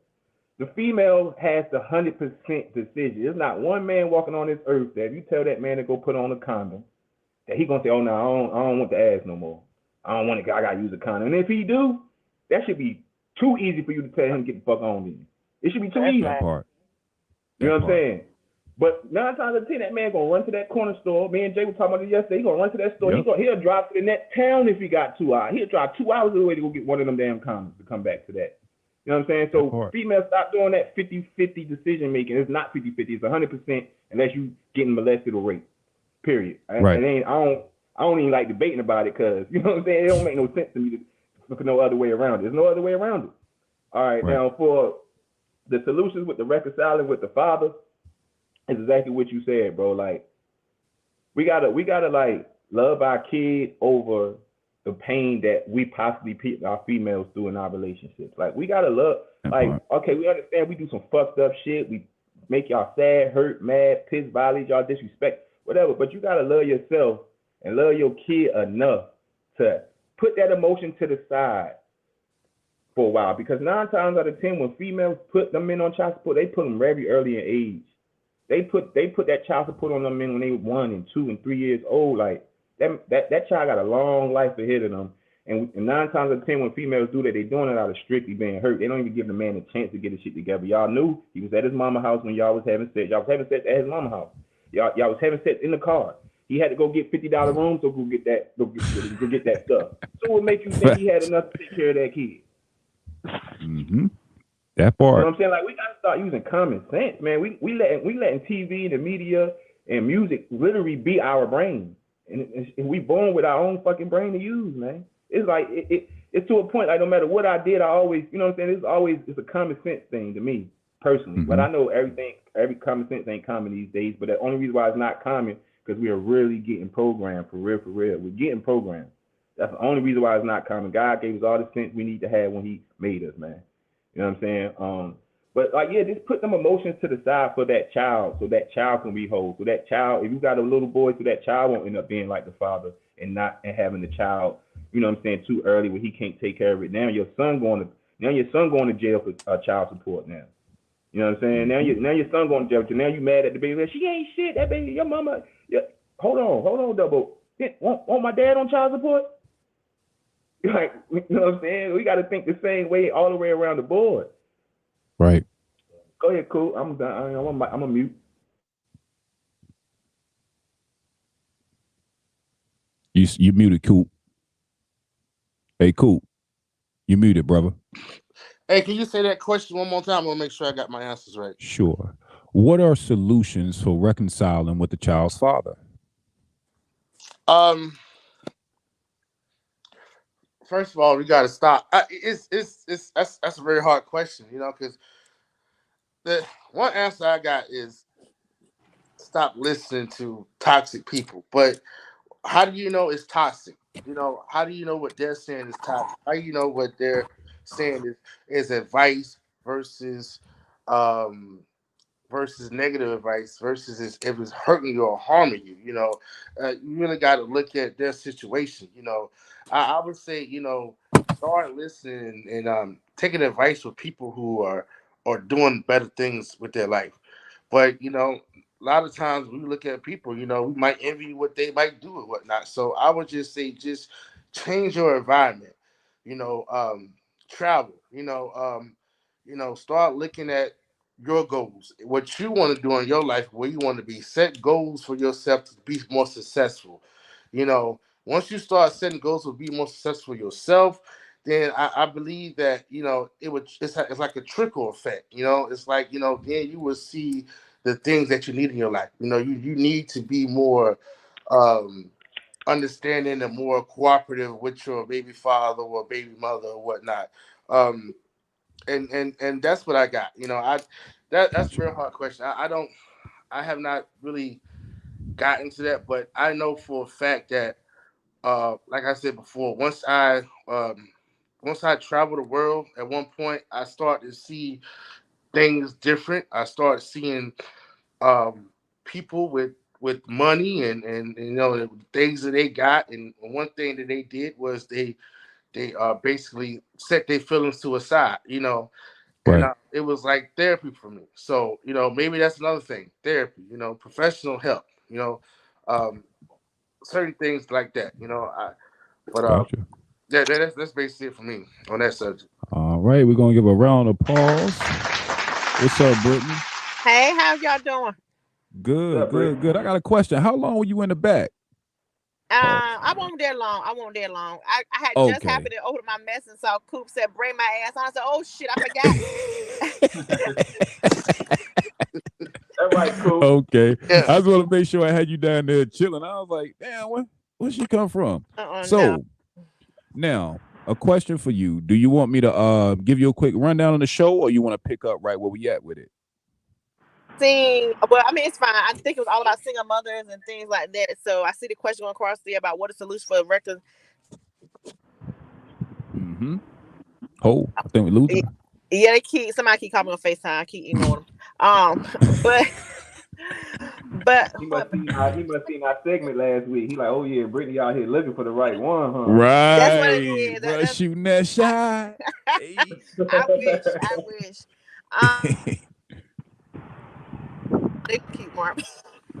All right. What? So I know I'm had to block them. Just for this time period.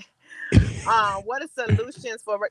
The main thing is being able to communicate. I'm just saying, like me and my children father, like we cannot get along, and I really think it's because I ended it and he didn't. So it's like he's taking stuff out on me versus spending time with them. So Yo. yeah, it's a child. It's a child. Oh, okay. I got grace because I was about to start roasting and flaming, motherfucker. Yeah. Like he going crazy. You better take that phone call. I hit in, she called right back. She not having it. She not having. Yo, you gotta take that call. She not with the shit. Like if I don't. No, because it's like when you go, it's like. Okay. I'm gonna have to call home another. Not the two phones. Yo, this is hilarious right now, yo. But I'm gonna just try to get this out. So hey, no, Sharina, hold on. Sharina got some good advice. Tell baby girl to call me so you can talk. Right. But I will say the only thing that has helped, because we've been separate, divorced now, going on almost like 4 years. And his dad was on his deathbed, and he said, "I want you to treat her right." And that is the only reason me and him are actually able to communicate today. His dad just died about 4 months ago. So, but before then, it was pure hell. It was like, "Bitch, what you calling me for?" I'm like, you know what? I ain't gotta call you for nothing. Click. And I would not talk to him. They don't see him. They call him cool. When his dad was living, he would ask for the kids, and they would stay. He stayed right around the block. Yeah, they're not letting up. That'll be the baby girl time, right? Yeah, that'll be the only time that he would see them. It's about to get interesting. I want to hear this. Don't worry, I got the patience of Job because I really want to hear this. Yeah, so I don't, like I said, it really had to be on his end, because I used to tell him all the time, like, I just want to co-parent. Like Ooh. Britt, we're gonna drop you down for a little bit. Hit me in the private chat. It goes back to the Ali lady said though. A lot of men and look, I'm not above enough to nobody to judge, so I ain't judging, you know what I'm saying? But it do go back to what the Ali lady said, how men are more feministic and bitchy and stuff like that. And that's crazy, like, because that's crazy, man, because like men, like I will always talk, you make your bed, you lie in it, you know what I'm saying? And at the end of the day, whatever decision you make, you gotta make sure you make that. That could be the hardest bed, it could be a jail bed. Make that bitch comfortable enough for you. You know what I'm saying? Right. And a lot of men, you know what I'm saying, are similar to like mad at the female, so they don't even be around to deal with the kids, and like that's crazy. Right. Like that's a female energy, man. So like we are escalated as men, and we don't even realize that as well through what we eat, the way we train. Man, shit deep, man. But I'm sorry, but go ahead, man. That's a bar. Yeah. Bino. I mean, because then when we first separated, he was like, "Well, if I ain't dealing with you, I don't want to deal with them." And it was sad, but that's just how it was. So, and I never talked ugly to my kids about that day. I just let them see him for who he was. Yeah. Has it gotten better over time? Since his dad died, yes. Okay. Yeah. and I think that what your story, what I gather from your story is that there are exceptions to a lot of these rules, man. That's why we can't talk in absolutes, man. Because you can have somebody again. He had his father, whoever the guy is. He had his father, so we can't put it on. Yeah, he grew up in a 2-parent household. Yeah. Right. And so, all we're saying is you get better outcomes at least with 2-parent households. But do you think? I'm trying to think, like, so. Do you think I guess my question is how do y'all think there's a large percentage of men that are not in their children's life because they can't be with the mother? I ain't gonna say a large, but I definitely would say yes, there is a percentage. And as the mother, like, how do y'all go ahead, Bino? I think it's a large percentage. That's a large.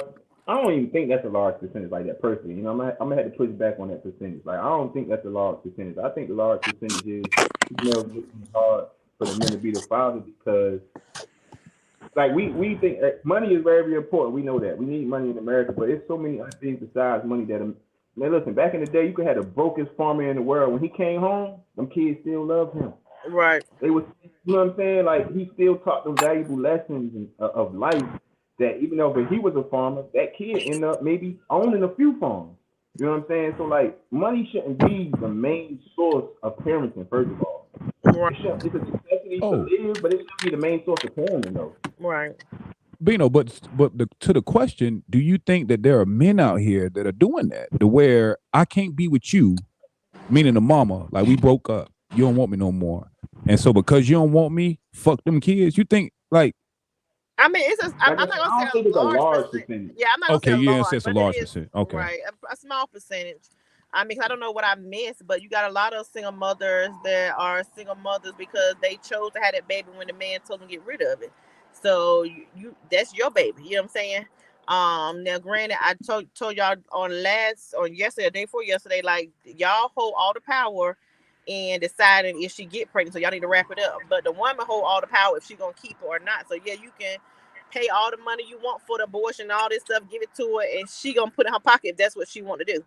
So I'm gonna give you pushback on that. We don't even have all the power in that, because at the end of the day, again, we can't rape y'all, and he only's gonna get as far as you allow him. You feel what I'm saying? I'm saying, like, if it's consensual sex, but you need to wrap it up, because as my daddy, he real country. My dad said, if you shooting in the net, some squirrels gonna fall out. So look, so if you in there, you ain't wrapping it up, you are putting yourself in a position that she could get pregnant. And then you can't be like, oh, well, I don't want, I need you to get rid of it, when now she has to decide. That's her body.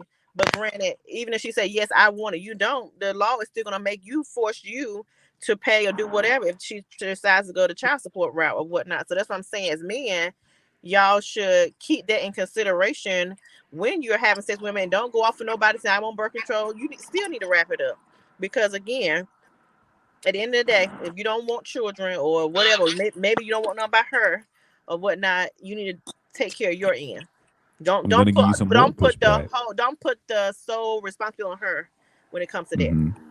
I'm gonna give you some more pushback on that. Okay. Because I heard a saying on YouTube. They say women control access to sex, men control access to marriage. What do you think about that? Yeah, because think about it. I need to propose to a man. Let me go and tell you that right there. So I mean, times has changed. Yeah, because at the end of the day, even to get in a situation where he can or can't use a condom, y'all have to allow them into your space, into that intimate space, to even get to the point to where there's even unprotected sex to be had, right? Right. Because at the end of the day, if women would just be like, "Yo, bro, there's a criteria to get this." Yeah, but I mean, I get that, but you got some of them who don't care. I mean, and some men who don't care. They just raw dog everybody. Some women don't care. They don't say, "Hold on, ho, where's the rubber?" You know what I'm saying? Some people just like. Once that man has that baby with that type woman, she shouldn't be out here trying to bash that man. You know, that's all we saying. All right, if you still gonna have that baby, and you know both of y'all was irresponsible, and y'all not responsible enough to take care of the child together, don't go out here bashing that man, calling her all types of names when you already knew what was going on. Right. You know what I'm saying? Because once again, y'all have the 100% access to what we do to y'all body. Right. Like I agree. If you say, yo, go get a condom, that man ain't gonna say, no, I don't want no sex no more. He ain't gonna say that. Mm-hmm. You know what I'm saying? So it's like, if you do decide to have a responsible, unprotected sex, and a man do decide, first of all, a man should, if he make his baby, he should lie. And he, like you're right on in a sense, whereas though, absolutely. like, all right, if she decide to have this baby, I already gotta know, because trust me, I already gotta know what I got to do. You know what I'm saying? But at the same time, before that happens, it's the female that can control that though, even before it gets to that point. Right. That part. That part. Well, Cece, I want to bring you in here real quick. If you don't mind me asking, you can opt not to answer, but based on the conversations we had, how is your relationship with your children's father? And do you think it's worth reconciling with him? If you don't want to answer, you can say no comment. Like I said, I don't want to put you on the spot, but No, I'm very transparent. I'm very real about who I am and what I like. I'm very real. The thing about it is, it's a big age difference, a huge age difference.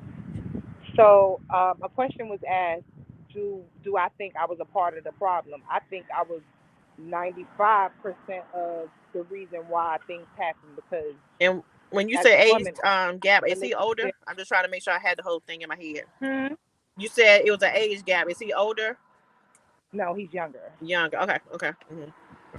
So a lot of the things, him being a younger guy, while a boy, man, whatever, may say something, and they may feel that way, mentally, they're still not old enough. They're still not there.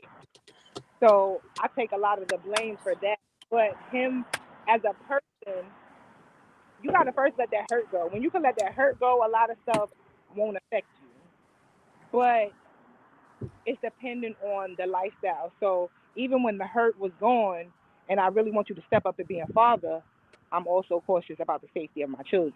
When they're riding with you, is somebody going to shoot up your car? If they're in a house, is somebody coming to shoot up your house? And still will give him the opportunity. I don't even have to be here. You can come to my mama house and you can come see the kids. And it, like y'all say, it's not a high percentage of men, but there are men that really be like, it will be times where he like, okay, well, you gonna be there? No, it doesn't matter where I'm gonna be at. Just your kids gonna be here, so just come on, drop by. And he wouldn't. So then I begin to hate him because I don't give a fuck what you do to me, but you ain't gonna play with my motherfucking kids. You ain't gonna be popping in and out. I need consistency. Fuck me, not consistent with me. Be consistent with them kids. Right. They would act a certain kind of way when he's around. Then behavior would change when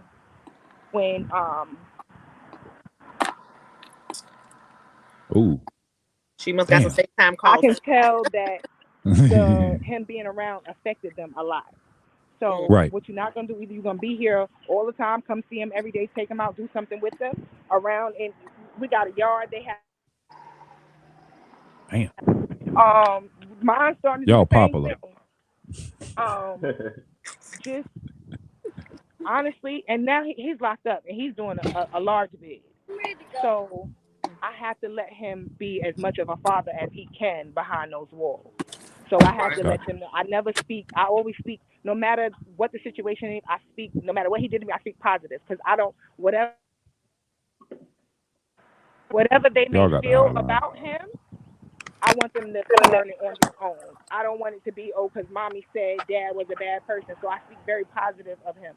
I let them know that he loves them. Whenever he calls, I'm going to answer. If he writes a message, whatever he writes, and he wants them to know, I tell him. Whenever he writes a letter to them, I read it to him. I even went so far. And for a while, I would say, as a parent, you chose that lifestyle. You're in jail. I'm not taking my kids back. Damn. Y'all too popular for me, man. I'm not taking my kids back and forth to the jail, but they still need him. Because I don't have a male figure in their life, but they still need him around. They still need that guidance. So I ended up filling out the papers. And whenever his mother goes, they go with them so that he can still be in their life. So I would say once I let that hurt go, the relationship was awesome because now we can talk about anything. And it doesn't affect us. It's about those kids. Now, oh, my bad, Brittany. I think you muted. Let me unmute you. Pardon me. What you say? No, I got you. Oh, okay. What I was saying was the part she was saying about letting her go, because when it came time for my ex-husband, like he came like after 6 months of being separated, he was like, where we are and everything. And I'm like, and in my mind, I'm like, we good. But he was like, Yeah. well, if I get the kids, he was like, and they want you to come along, will you come? I'm like, sure. Now, the crazy part is, which I said, if I tell him, the nigga only going to do what I tell him. But if he had been consistent, like she was saying, with the kids and had them going out with him, he said, Brittany, come along. It possibly could have made it so I may have wanted to work it out with him. I see what you're But saying. because he wouldn't, what I'm saying, he said his mouth was saying words, but he didn't never follow up with none of it. Because if he actually was spending time with him when we first separated, all that stuff, we was still going out as a family. I'm like, okay, well, shit, maybe he finally is mature, and want to spend time with the family. Maybe I need to get this another try. But with him not doing that, I'm like, okay, yeah, that's it. Damn, You y'all know what don't. I think is unfair to females is that when two people go through a breakup, whether who was wrong or right, unfortunately the females have to heal and still deal with those kids. Right. It's unfair to y'all, you know what I'm saying? Because like mentally, if I go through a breakup and I might be depressed about it, or a situation might happen, I might have to change my way of living. That's going to kind of distract me from being consistent with my kids, right? Because there's so much other importance of survival that I have to think about even before I get back to a place where I can be consistent. And it's not fair because the dude get to lead, the female gotta have the kids. But I mean, we ain't make those rules up. God made those rules up when He said y'all the ones that gotta carry it for 9 months. You know what I'm saying? So, but it's an unfair situation when you think about it, man. Like you know. I got another video, Bino. You hit on a real good point. I didn't mean to interrupt it, but it was like almost a perfect segue. And I know you didn't even seen the video clips I got, but we're gonna watch this video of some of the effects of not reconciling, of still trying to do it for yourself. Make sure y'all unmute on y'all phone so y'all can hear, but let's get to it. When I just want to rest and sleep.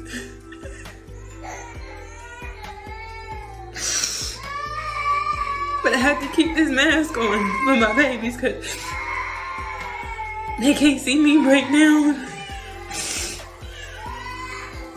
Like, I'm so tired of my son crying. I'm tired of breastfeeding right now. I'm tired of cleaning up.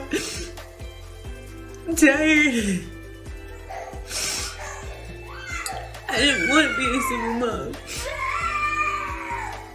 I don't deserve to be a single mom.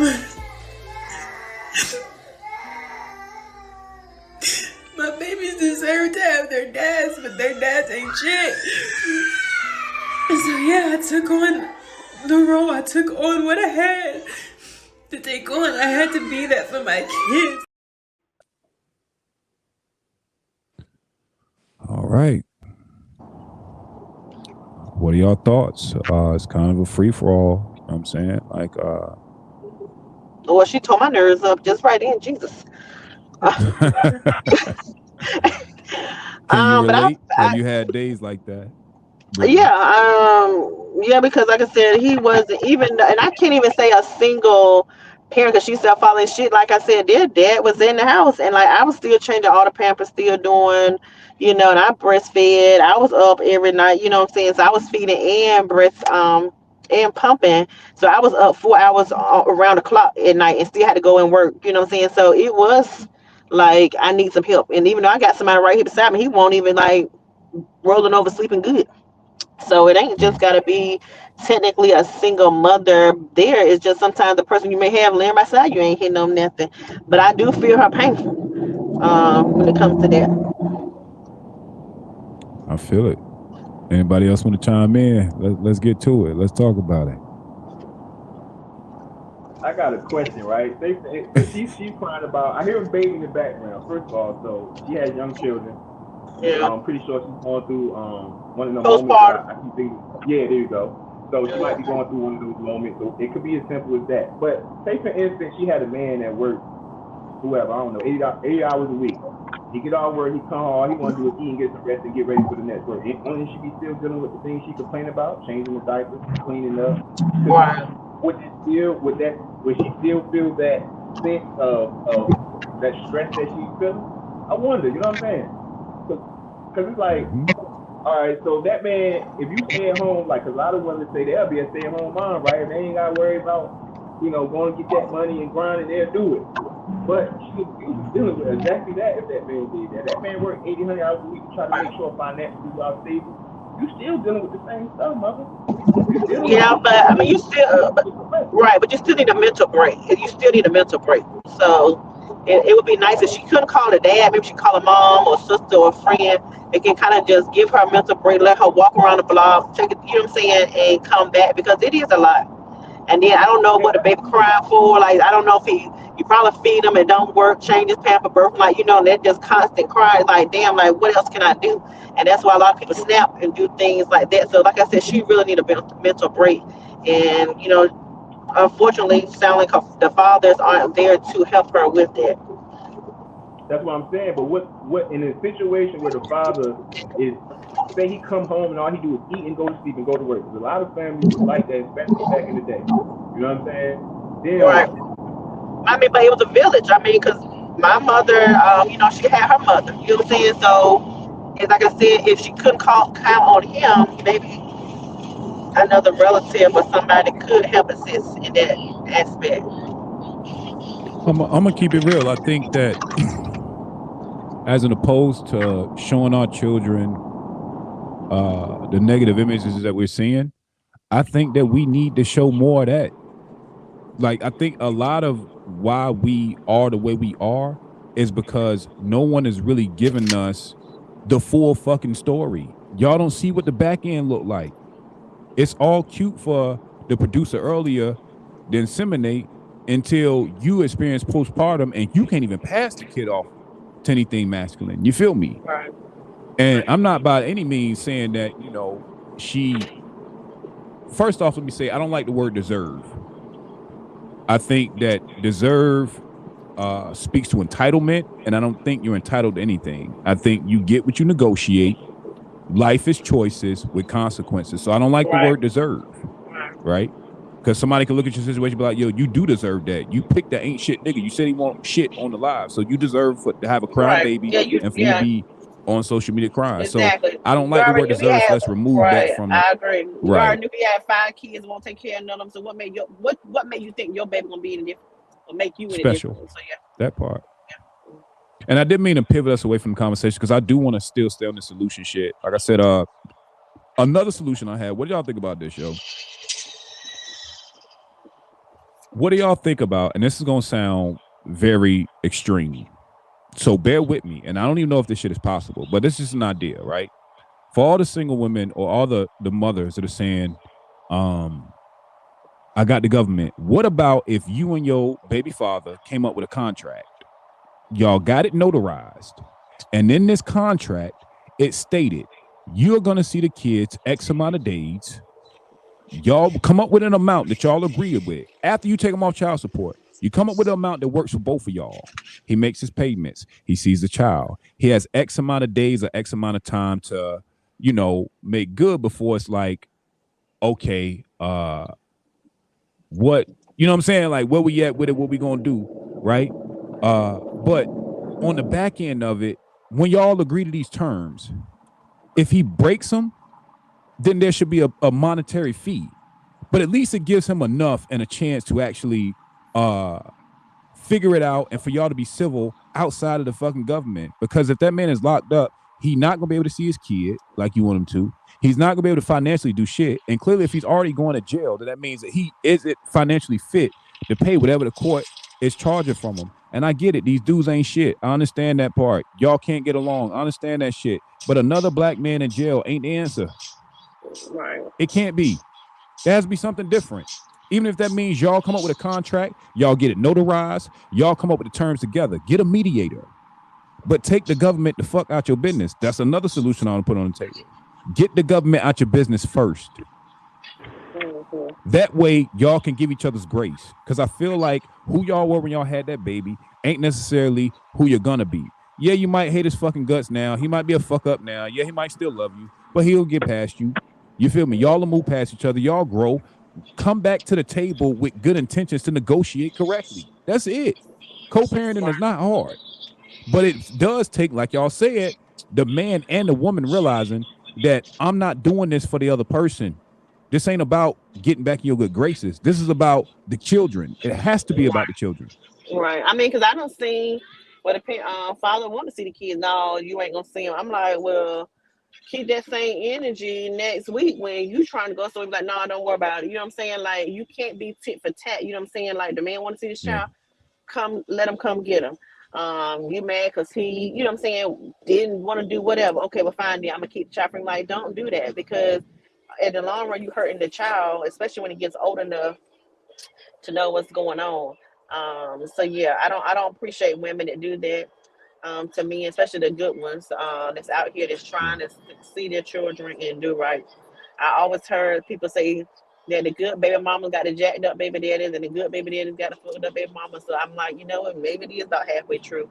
But I really feel like if it's not a teamwork, like he has to want to co-parent, she has to co-parent, it's never going to work, because one person can want it all day long. If the other one don't, I mean, it's a shit show. That Now part. you said a key point, Brittany. Like, even if what two parents need to realize this, even if y'all have not in a relationship no more, y'all have a terrible breakup, what you gotta go ahead and know that you gotta look at each other as a team, a team. For however long you need to be a team, you gotta still look at each other as a teammate. You know, sport, you had two teammates hate each other, but when they get on their court, they play to win. They play together to Right. win. You know what I'm Exactly. saying? And females gotta help these fathers meet them halfway. Like, for instance, if you got a kid, like I got kids that stay other cities states, right? So for me, it's hard for me sometimes because I'm when the birthday comes, I gotta spend hella extra money to go to them. Christmas comes, I gotta spend hella extra money to go to them. You know what I'm saying? Like, I got a whole different budget I gotta build that I'm squeezing out. You know what I'm saying? So I kind of be jealous as hell when these guys have these kids in the same town and them, and it's so much easier that way, bro. I got it hard, my nigga. My kids stay hundreds of miles away. You know what I'm saying? Facts. So it's like you gotta meet us halfway as well too. Like, set a day, like y'all, your daddy. It's like sometimes we all get busy, right? Your kids stay with you, so you ain't gotta call your kids because they stay with you. Set a day out, like we're gonna take the time to call your pop. I want you to call your pop. Stop waiting for the father to call, man. Niggas is out here struggling. They fucked up. You feel what I'm saying? And the government designed us to be fucked up like this. You know what I'm saying? So help the father out by giving when your child's able to talk. And we got video chat. We got so many things. And I can say this because this is how I co-parent with my mother. You know what I'm saying? Me They'll too. take the time out to Facts. let my kid call me. You know what I'm saying? Or if they don't hurt, call me. You know what I'm saying? Call me real quick. You never know what's going on in somebody's life, man. There's a lot of distractions out here for us, man. You know what I'm saying? It's a And I fact. think females wait too long for a man to do something and y'all not together. Like, help them out. Y'all a team. You feel what I'm saying? Like, y'all pass the ball, get an alley-oop, get an assist. You know what I'm saying? And then you'll be surprised how many more men might come around when they don't feel like every time I come around, I gotta buy a pair of shoes or I gotta Right. help that father build that relationship with that kid to make him say, "Now I love the hell out my seed." Like, it might motivate them to tighten the fuck up. You know what I'm saying? Yeah. Like, we gotta think longevity, man. And I think we get caught up in the moment for too long. We keep that moment, we got caught up and we hold on to that shit for too long, man. You know what I'm saying? Yeah. We gotta get it done and get it over with and move forward. You know what I'm saying? That part. Now, for Brittany and Cece, I got a question for y'all. So clearly, based on what we talked about today, you all are, it's safe to say, single. I don't know whether y'all are looking, but y'all are single enough. How do you deal with dating? Like, what are your intentions in dating, and how are you going to handle if you were to get in a relationship? How would y'all work the dynamic between your new man and your baby father? What do you do in situations like that? Mine's easy because it's gonna be a long time before he comes back, so there wouldn't really be. No, honestly, remember how I told you I had a good dude, right, or like around, good guy. Mm-hmm. But the characteristics just weren't the things that I like. Okay, so we gotta be honest. All right, so although I didn't like him, right, Mm-hmm. I was comfortable with the idea of being taken care of. So in return, where this man was really about me, I wasn't really about him. He was ready to move me to Cali, to marry me, and I really wasn't about that life. The whole time I'm letting you support me in a way because you do anything that I want or I need for me and my kids too. So there was a time where I think I was willing to, okay, let me see what this life be like, for me and my children. My children knew him, he's been around for a while. I had to disclose that with my children's father. Yeah. Because in the end, I was going to move my children somewhere with someone else and raise my kids with this man. Only to have to take a step back and be like, girl, this ain't really what you want. So this about you and your kids. Never make a move like that that's gonna involve your kids, and this ain't real. This ain't what you really want. So I gotta push back with that, CC. You be on bullshit. You the homies. We talk like this. Let me for the audience, for context. Like CC's the homie. You feel me? We talk. CC, you on bullshit. I'm gonna tell you why you on bullshit. If that man is good enough for you to follow, then your children will fall in line. And I'm not saying that you don't take them in consideration, right? I'm not saying that. But we already see the statistics. We see what they up against. If you got a man that good, fuck that. Fuck his back acne. Get that boy some Beijing. You feel me? Get him some Neutrogena. Rub it on his back. that bullshit there because I just can't. It's not even down to the way this man breathes. Like I be like, ugh. Give him a CPAP. Everything you got, I got an answer for. I swear. That I don't think in my heart that's my husband. I don't think he's my husband. I think you tripping. Like I'm very strong. I'm very like I still have to learn how to dumb it down to let a man be a man because he's definitely he's a real man. So I have to learn how to be the woman in this relationship, and I haven't learned that because I've been alone and doing this on my own. That I don't know how to not wear the pants in any relationship. I'm very bossy, so he's not gonna let me be a boss. He's not gonna let me boss him. He's not gonna let me do what I want to do and how I want to do it. He's very strict, strategic. We're gonna save money. You're not gonna wear this because it has a name on it. He's about business. So Mr. Cali. I don't think I was ready for that type of person. Mr. Cali. I'm not there yet. So that's cool though, because she actually admitting that she wasn't ready. So that's cool because she said I wasn't ready. And you deserve to be somebody that you're physically attracted to. You know what I'm saying? But you gotta weigh options and see what's most important. What's more important to the longevity of your life and your kids' life. So it's like he said, y'all just the way females can put on wigs and go get surgery. You can fix all that stuff. Like, listen, I love you, but you know what I'm saying? We're gonna take care of that back. We're gonna take care of that wig. You know what I'm saying? That's you feel me? That's something that can change. You know what I'm saying? We're gonna get that CPAP going. You feel me? Yeah, if he willing to take you to Cap and do everything you need and want for you and your kids, I'm pretty sure he's willing to do that little small stuff too. You know what I'm saying?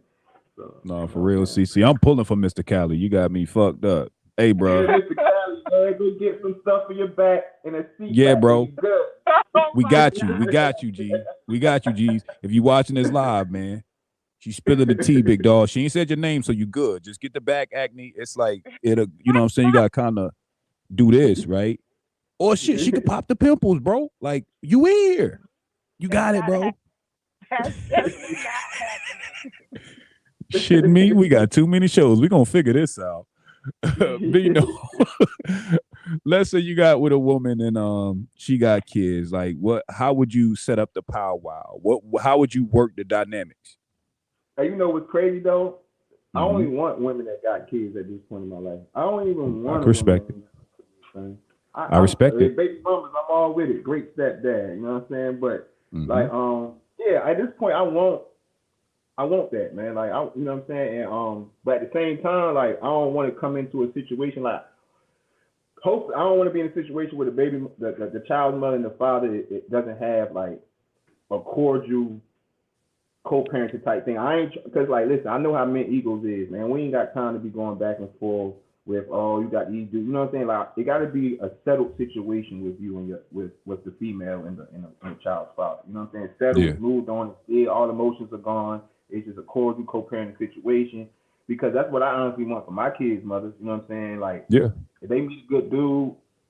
Hey man, look, I ain't got no problem with you, know. So we already know the rules, you know what I'm saying, when it comes to our kids and how we feel about our kids. We know those rules, stick to those rules, we good. You know what I'm saying? Yeah. So yeah, that's with me. Like as far as dating, I really only actually I don't know, man. I love mothers, man. I love single black mothers to tell you the truth. I got raised by one, so I don't really too much care to date women that ain't got no kids. I want to make because I have mine and I love mine dearly, and they're going to be around me. They're going to be in this household. You know what I'm saying?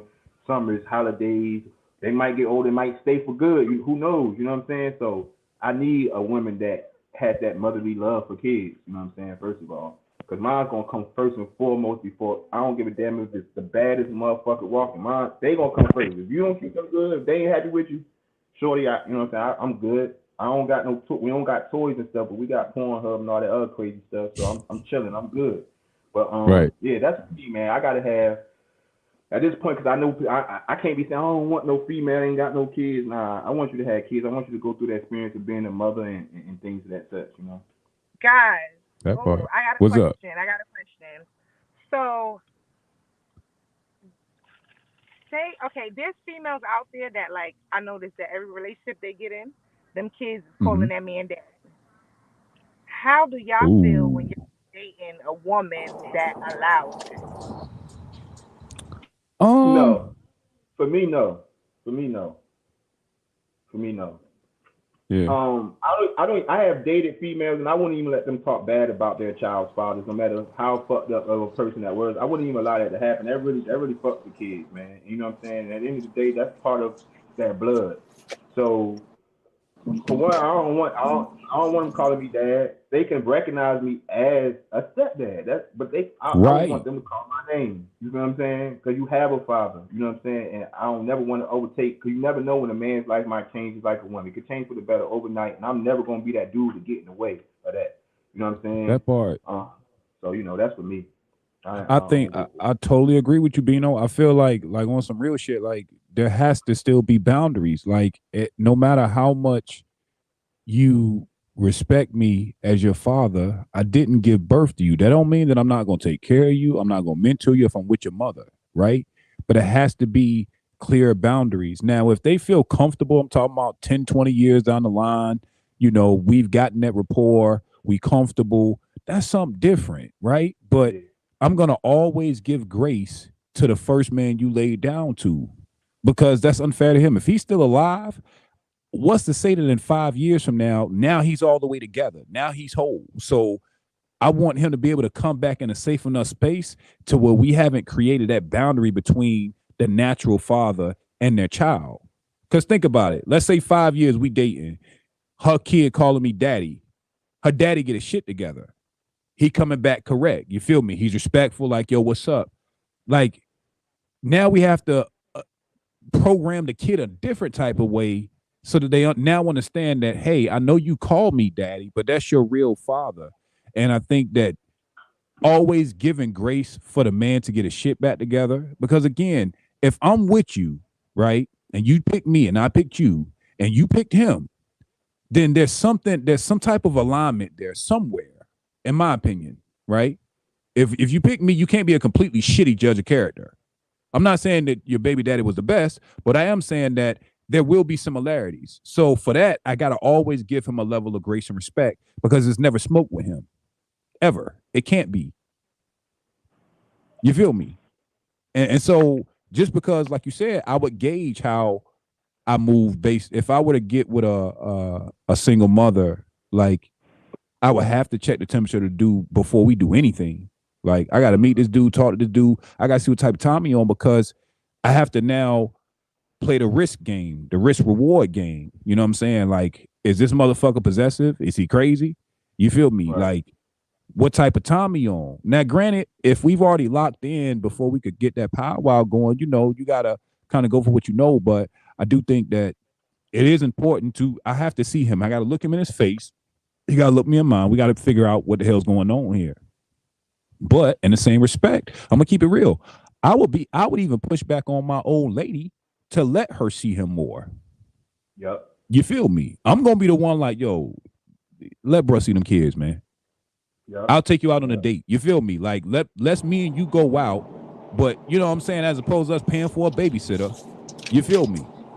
Yo, allow him to space the father's kids. You feel me? And I think they can go That's just both me, though. ways. Yeah. Can you hear me? Yep. I got you, Brittany. What you saying? Okay. I was saying that it can go both ways because you got some women that their baby daddies, you know, would find another woman like, oh no, I don't want her around my kids, and she probably adores the kids, but because she's not Right. with him, she's again another reason to hold, you know, the kids. But That baby, part. let my husband, ex-husband, find him. Like, baby, you can be stepmama. Come on, get the kids, okay? Where That you part. want me to meet you? You know what I'm saying? Because well, granted, mine's at the age when we have something happen, like which I hope he wasn't choosing about it. That would probably do harm to our kids, but they're the age where they couldn't tell me stuff. But if he get somebody, sure, go right ahead, baby, meet him. How you Absolutely. doing? When I drop him off, and have a good day. I think a problem with a lot of mothers when it comes to that is a lot of dudes, when they get these other girlfriends outside the relationship, it don't be no serious shit. It be on some shit like, you know what I'm saying? These mothers, it's a mother bear. She's gonna be very protective over her kids. Dudes is protective too, but like you right though, like, but that I think a leader of a man should come in on that point too. Like he need to talk to that girlfriend. He need to be serious about that girlfriend. He need to make sure that girlfriend gonna treat them kids right. They need to have. People need to just start being adults, man, and talk and communicate. You know what I'm saying? Don't just that part. You know what I'm saying? Talk to that. You know, I would want, for instance, if I had a girlfriend today, it's gonna be hard for me to get a new girl too, CC. Just like it's gonna be hard for you to get a man, because like I literally need that female to respect my kid's mother, to know that, you know what I'm saying? Like you literally need to be woman enough to be able to look my kid's mother in the eyes and have conversation with them and assure them that you have the most best interest for those kids. And I will ask my girlfriend to do that. If she can't do that, then she ain't meant for real, because I respect my kid's mother to the utmost. I would want the same respect back. So I got to give them the respect if I want that back. You know what I'm saying? And I agree. I mean, because if I ever get a boyfriend and he, you know, has children or whatever, like you said, I want to meet him and look, let her know that whatever you need, we're here. You know what I'm saying? It's a team over here. I'm not working against you. I'm not, you know, here to say, oh, no, you don't need to be over there dealing with your kids or whatever. No, baby. He gonna see him, and then if he can't pick him up for work, call me. Okay, baby, I'll get off at 5. I can come and pick him up. The kids want to come back to the house. You know what I'm saying? Like that's the type of relationship it should be once you lock in with somebody that you know that you might be potentially spending a lifetime with or whatever. Say you building with, like that person should respect your relationship. Like I said, and granted, like we were talking the other day, like I don't think you should be calling asking how her day went and what she ate and all this stuff. That's a little bit too much. But when it comes to the kids, yeah, take care of your kids, baby. What you need me to do for them? Y'all, we come to the birthday. Oh, you're going out on us. Brittany, we're losing you. You're in the Matrix. She's in the Matrix. But there she go. There she coming back. Oh, there he is. There you go. But to add to her point, like, I'm gonna take it another direction too. That Fellas, was all I if had. you I didn't are, say anything else. shit, got you. So, fellas, let's go a little deeper than this. If when you ask a woman that has children about her baby father, and you're getting the context, and you can still feel that guile that she has on her, you can still kind of sense that there's a deeper level of hurt that has driven her to the point to where she almost hate him. Be careful not to become him. You might want to about face and leave, right? Because there's a difference between we didn't work, it is what it is, and fuck him, I hope he die, and next time we see him, I hope you're gonna pull up and whip his ass. You might want to get away, bro, because if you slip up and get her pregnant, she gonna be talking shit about you to the next guy that want to hit, right? If it don't work out. And same thing with women. When you're filtering and y'all going on these dates, watch how these men speak about their baby mothers. If it's disrespect for them, if you get pregnant, it's fuck you too. You ain't special. You're not special. We are creatures of habit. And until we break those habits, you have to be very careful. That's why I said in the live earlier, I'm not here to knock anybody's preference, but be very careful and selective with all that you're doing. Make sure that you're filtering it the right way. I can't tell you what time it is to meet the kids. Y'all got to figure that out. But I do think that there should be a powwow with all parties involved. It's the mature thing to do, but as people, we don't do that because 9 times out of 10, y'all ain't even cool enough to get on the phone with each other without cussing each other the fuck out. But if y'all can't even figure that out, then I definitely don't need to be here because y'all got some unresolved shit with y'all. Right. And that's a red flag for anybody dating. If when I ask, hey, can we sit down with the person you had the baby with? Well, nah, because fuck that, Don't even worry about it. You ain't got to worry about me. I'm good. Because y'all can't even be civil to each other. I don't want to be part of this shit. Come back when y'all got that part figured out. Talk your shit, Brittany. Yeah, I was just gonna say, yeah, I can see that because if not, you might get put in the middle, like you said. Oh well, he did this, third, or said this and this to me. You know, then you be disrespecting my lady or whatever the case may be. So now you in the mix on some shit that you really ain't even got nothing to do with. Had nothing to do with. Nothing to do with. Kindly exit left, yo. And women, like I said before, I said in live earlier, y'all have to almost be 3 times as better as a competition is walking around here with no kids.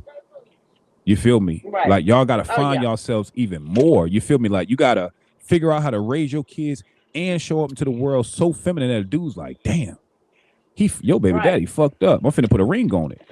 But we got to see that in you. You feel me? Right. Very true. And also, you know, again, we come as a package deal. You know what I'm saying? So if a man can find someone without kids and whatever, I mean, yeah, they're gonna be more appealing to them because again, they don't have to deal with a headache. Even if it's no baby daddy drama, it could be kid drama. You know what I'm saying? Yeah. You know, like them little kids, like you ain't my damn daddy. You know what I'm saying? Or whatever case may be. So you know, he probably like, look, I ain't got to deal with this headache. Yeah, I love your mama, but dad coming, you know, see me once that's another big red flag. If a female fella, if you see she got disrespectful kids, I want to lock in with her. I want to lock in with her. I want to lock in with her. If she didn't raise her kids with manners and things like that. That's a big red flag because you don't even got to put that on yourself. You know what I'm saying? It's mothers out here like that, and that it goes back to the father as well. Like the father, they might still love their father or still want for their father and things like that. So that's why I go like we just need to grow up and be adults like we're supposed to be. Yeah. Right. 10 times out of 10, if you be an adult and live and grow the fuck up and take life serious, you actually get abundance of things returned to you in your favor. You know what I'm saying? Like we look at being an adult as just being like we got to do it, but being an adult actually comes with blessings, man. Like for real, man. Oh yeah, absolutely. So you know, and I like what Brittany said, man. Ain't gonna keep y'all too much more longer, but I love what Brittany said. You know, y'all come as a package. To add on to that point, I would definitely say make the package as appealing as you can. Get yourself in your feminine frame. Find your feminine energy again. Reclaim yourself. Instill the discipline in your children and put them in a space to where they're ready to receive a man in the home. Have conversations with them up until going out with a man. How do y'all feel about me dating again? Do y'all want to see a man around here? He's not going to be your father, but are y'all cool with that? Get them excited about the idea that you are dating. I'm not saying bring every Tom, Dick, and Harry in your inbox around like, hey, what about this nigga? No, because your kids don't pick. You have to have that discernment. But you have to make everyone aligned in that household to receive that masculine energy because it's been gone for so long. Prep your house accordingly. Package yourself accordingly. You will get found. They're not deal breakers anymore. There's too many women with children. There's no offense. It's just real shit. There's too many women for children for men now to say, oh, you got kids. That's a deal breaker. This is not 1960. People have preferences. Some going to do it. Some aren't. But again, if you find yourself women and you do have a child, ensure that you are packaging yourself and your children appropriately. That's it. Any closing words from y'all? I ain't gonna keep y'all too much longer, man. This is great conversation. Sorry. You good. Bino, what you got? Number 7. But now my closing thing, man, is just just grow up, man, and try to put our emotions and our trauma and try to do what you got to do to get, whether it's therapy, whether it's time, whatever it is, that stuff that hold a lot of us back, man. Just like try to dig that stuff before you try to move forward for one. You know what I'm saying? And like you basically, like you said, have things in order and things before you date a new man. You know what I'm saying? Understand that you can't expect that man to come through and do everything under the sun for you and your kids, but but that child doesn't take. And when I say discipline, I'm not talking about physical. I'm talking about fathers. We represent discipline as fathers, as men. That's one of our main things, is set order and set a discipline in the household. That's one of our first two main things we should do as fathers. That comes, and that's a way we show love. Love in many other ways. But you know what I'm saying, Jay? You know what I'm saying? Like, so absolutely understand that. As far as being single mothers, understand that they setting it up like this. Like, it's really like the government literally set things up to be the way it is, man. You know what I'm saying? So just evaluate those situations. Be educated. If you ain't educated, just be aware of what's really going on around you in this world, and then make more sense of why things the way they is, man. That's all I'm gonna say for that. That part. We're gonna let Brittany get up Bojangles. This episode of the SPS has been sponsored by Bojangles. The number 7, y'all go out, grab y'all some dinner. You feel what I'm talking about? You know what I mean? Look, Hey, we keep it all the way real I out don't here. know if y'all heard or not, but it wasn't a seven, but it's Taco Bell. Oh, okay. It sounds like, I heard the kid said Bojangles. She said, fuck that, we getting tacos. I feel it. Yes, I can. But what I was going to pick back on what you were saying about letting that masculine energy. I think I was kind of going in and out when Cece was talking, but a lot of women have been put in a role where they had to do both. So it's hard for them to turn it on, but finding that man that makes it easy, that makes you want to submit, is what's going to be key, because it sounds like a few, I ain't going to say all women, have ran into some that didn't provide what they needed. So they was trying to pick up their slack and be their own in their rights, because it, as far as feminineness, Jesus, can't even get it out, versus, masculineness. So I do agree with that, but like I said, the key is finding the right man to do to allow that to happen. Stop looking over there. You look over there. Let it see it go. Help me help you, man. You know what I'm saying? Help me help you. So I love it, man. Like I said, in complete closer, first I want to thank my panelists, Bino, salute, brother.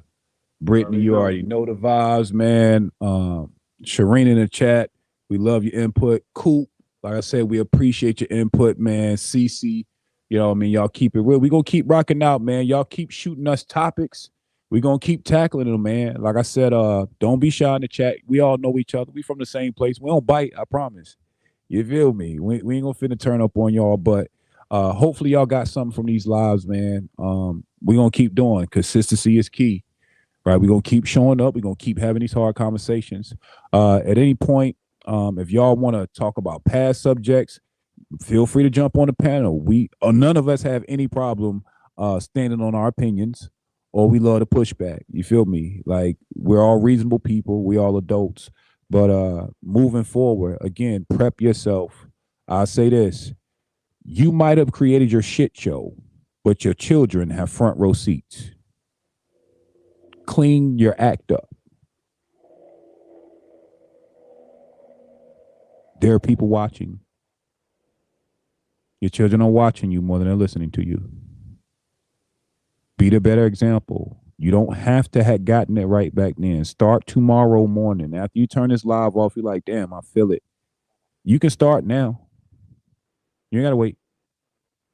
Fuck the excuses. Figure it out. Call that person. Y'all need to get it together. Align in some way, shape, or form to where y'all can have a conversation without talking about the past, without disrespect, and you only focus on the children. Open the line of communication back up. Don't give up on each other. If she's stubborn today, she might not be stubborn tomorrow. She might be stubborn. Again, men, your biggest weapon against a very hostile woman is consistency. Consistent her to death. I'm going to keep asking you every weekend for my kids. I'm going to keep myself in your presence. I'm going to keep on your ass in a respectful way until you bend.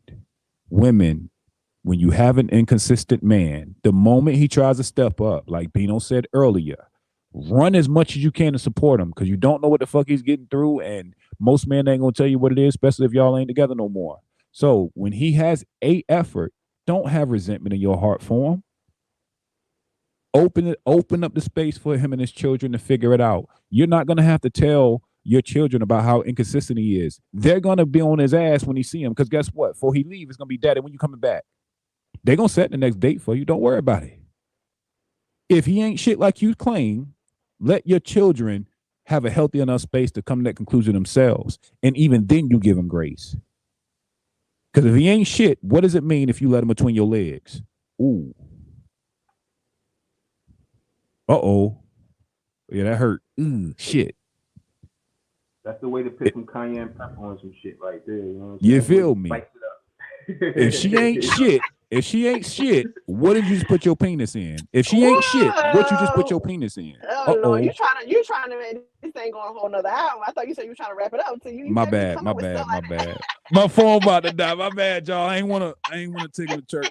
But whoa. Hey, look, can I just say, I gotta put my little hood end into it. I'll be bouncing off you, Strat. Like he said, either clean your act up or stop bitching. Cause I ain't gonna better say this. If it ever make it to a black film, I ain't gonna better. I'm gonna use this platform now to keep my hood talk. Either clean your act up or stop bitching. Self accountability takes two to tango. Yeah, I agree. That part. I agree. That part. I appreciate y'all, man. Yep. Absolutely.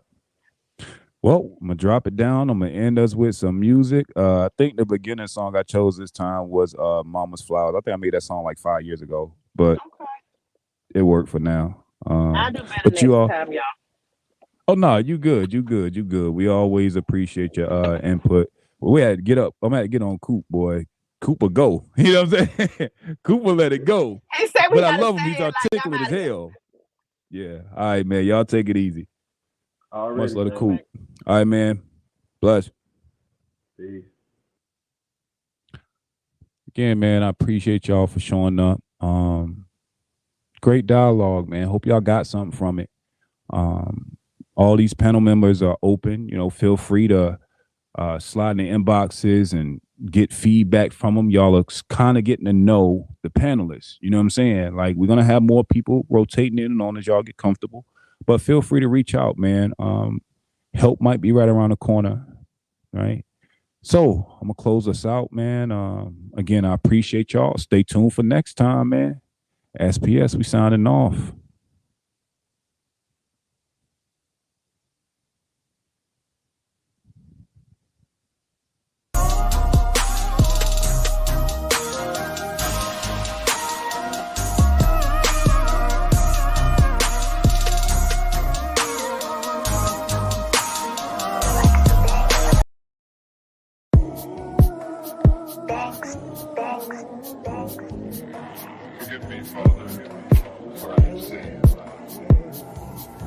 It was a cold Tuesday, that day you got your house U-Haul truck, I put in my CD, so you crying with a smile.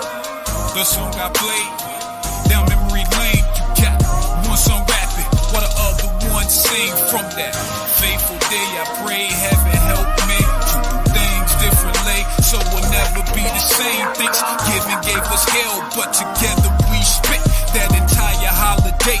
In our holiday Inn made place, we laughed and smiled the whole damn while. I was crying on the inside, on the verge of breaking down, violent fights in the car with my brothers through the night. Father getting cussed out, son shortening their lives. How can I look my brother in the eyes and say he wrong for calling out a grown man on his lies to provide? Bake the turkey, make the sides, kept it strong.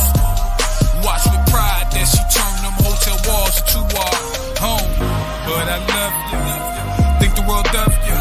Eternal arms stretched out from your mother, run the hugs God give to us all. Bring your flowers through the songs, you can smell them before you gone.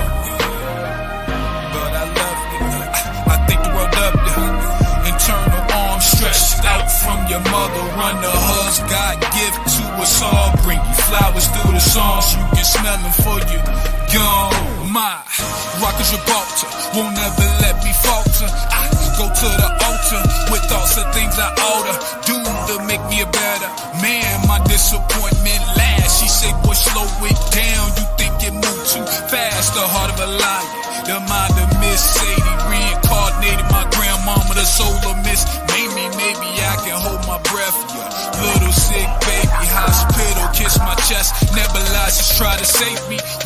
about it now. The irony from that shot. Every time you see me smoking, you say, boy, it's time to stop.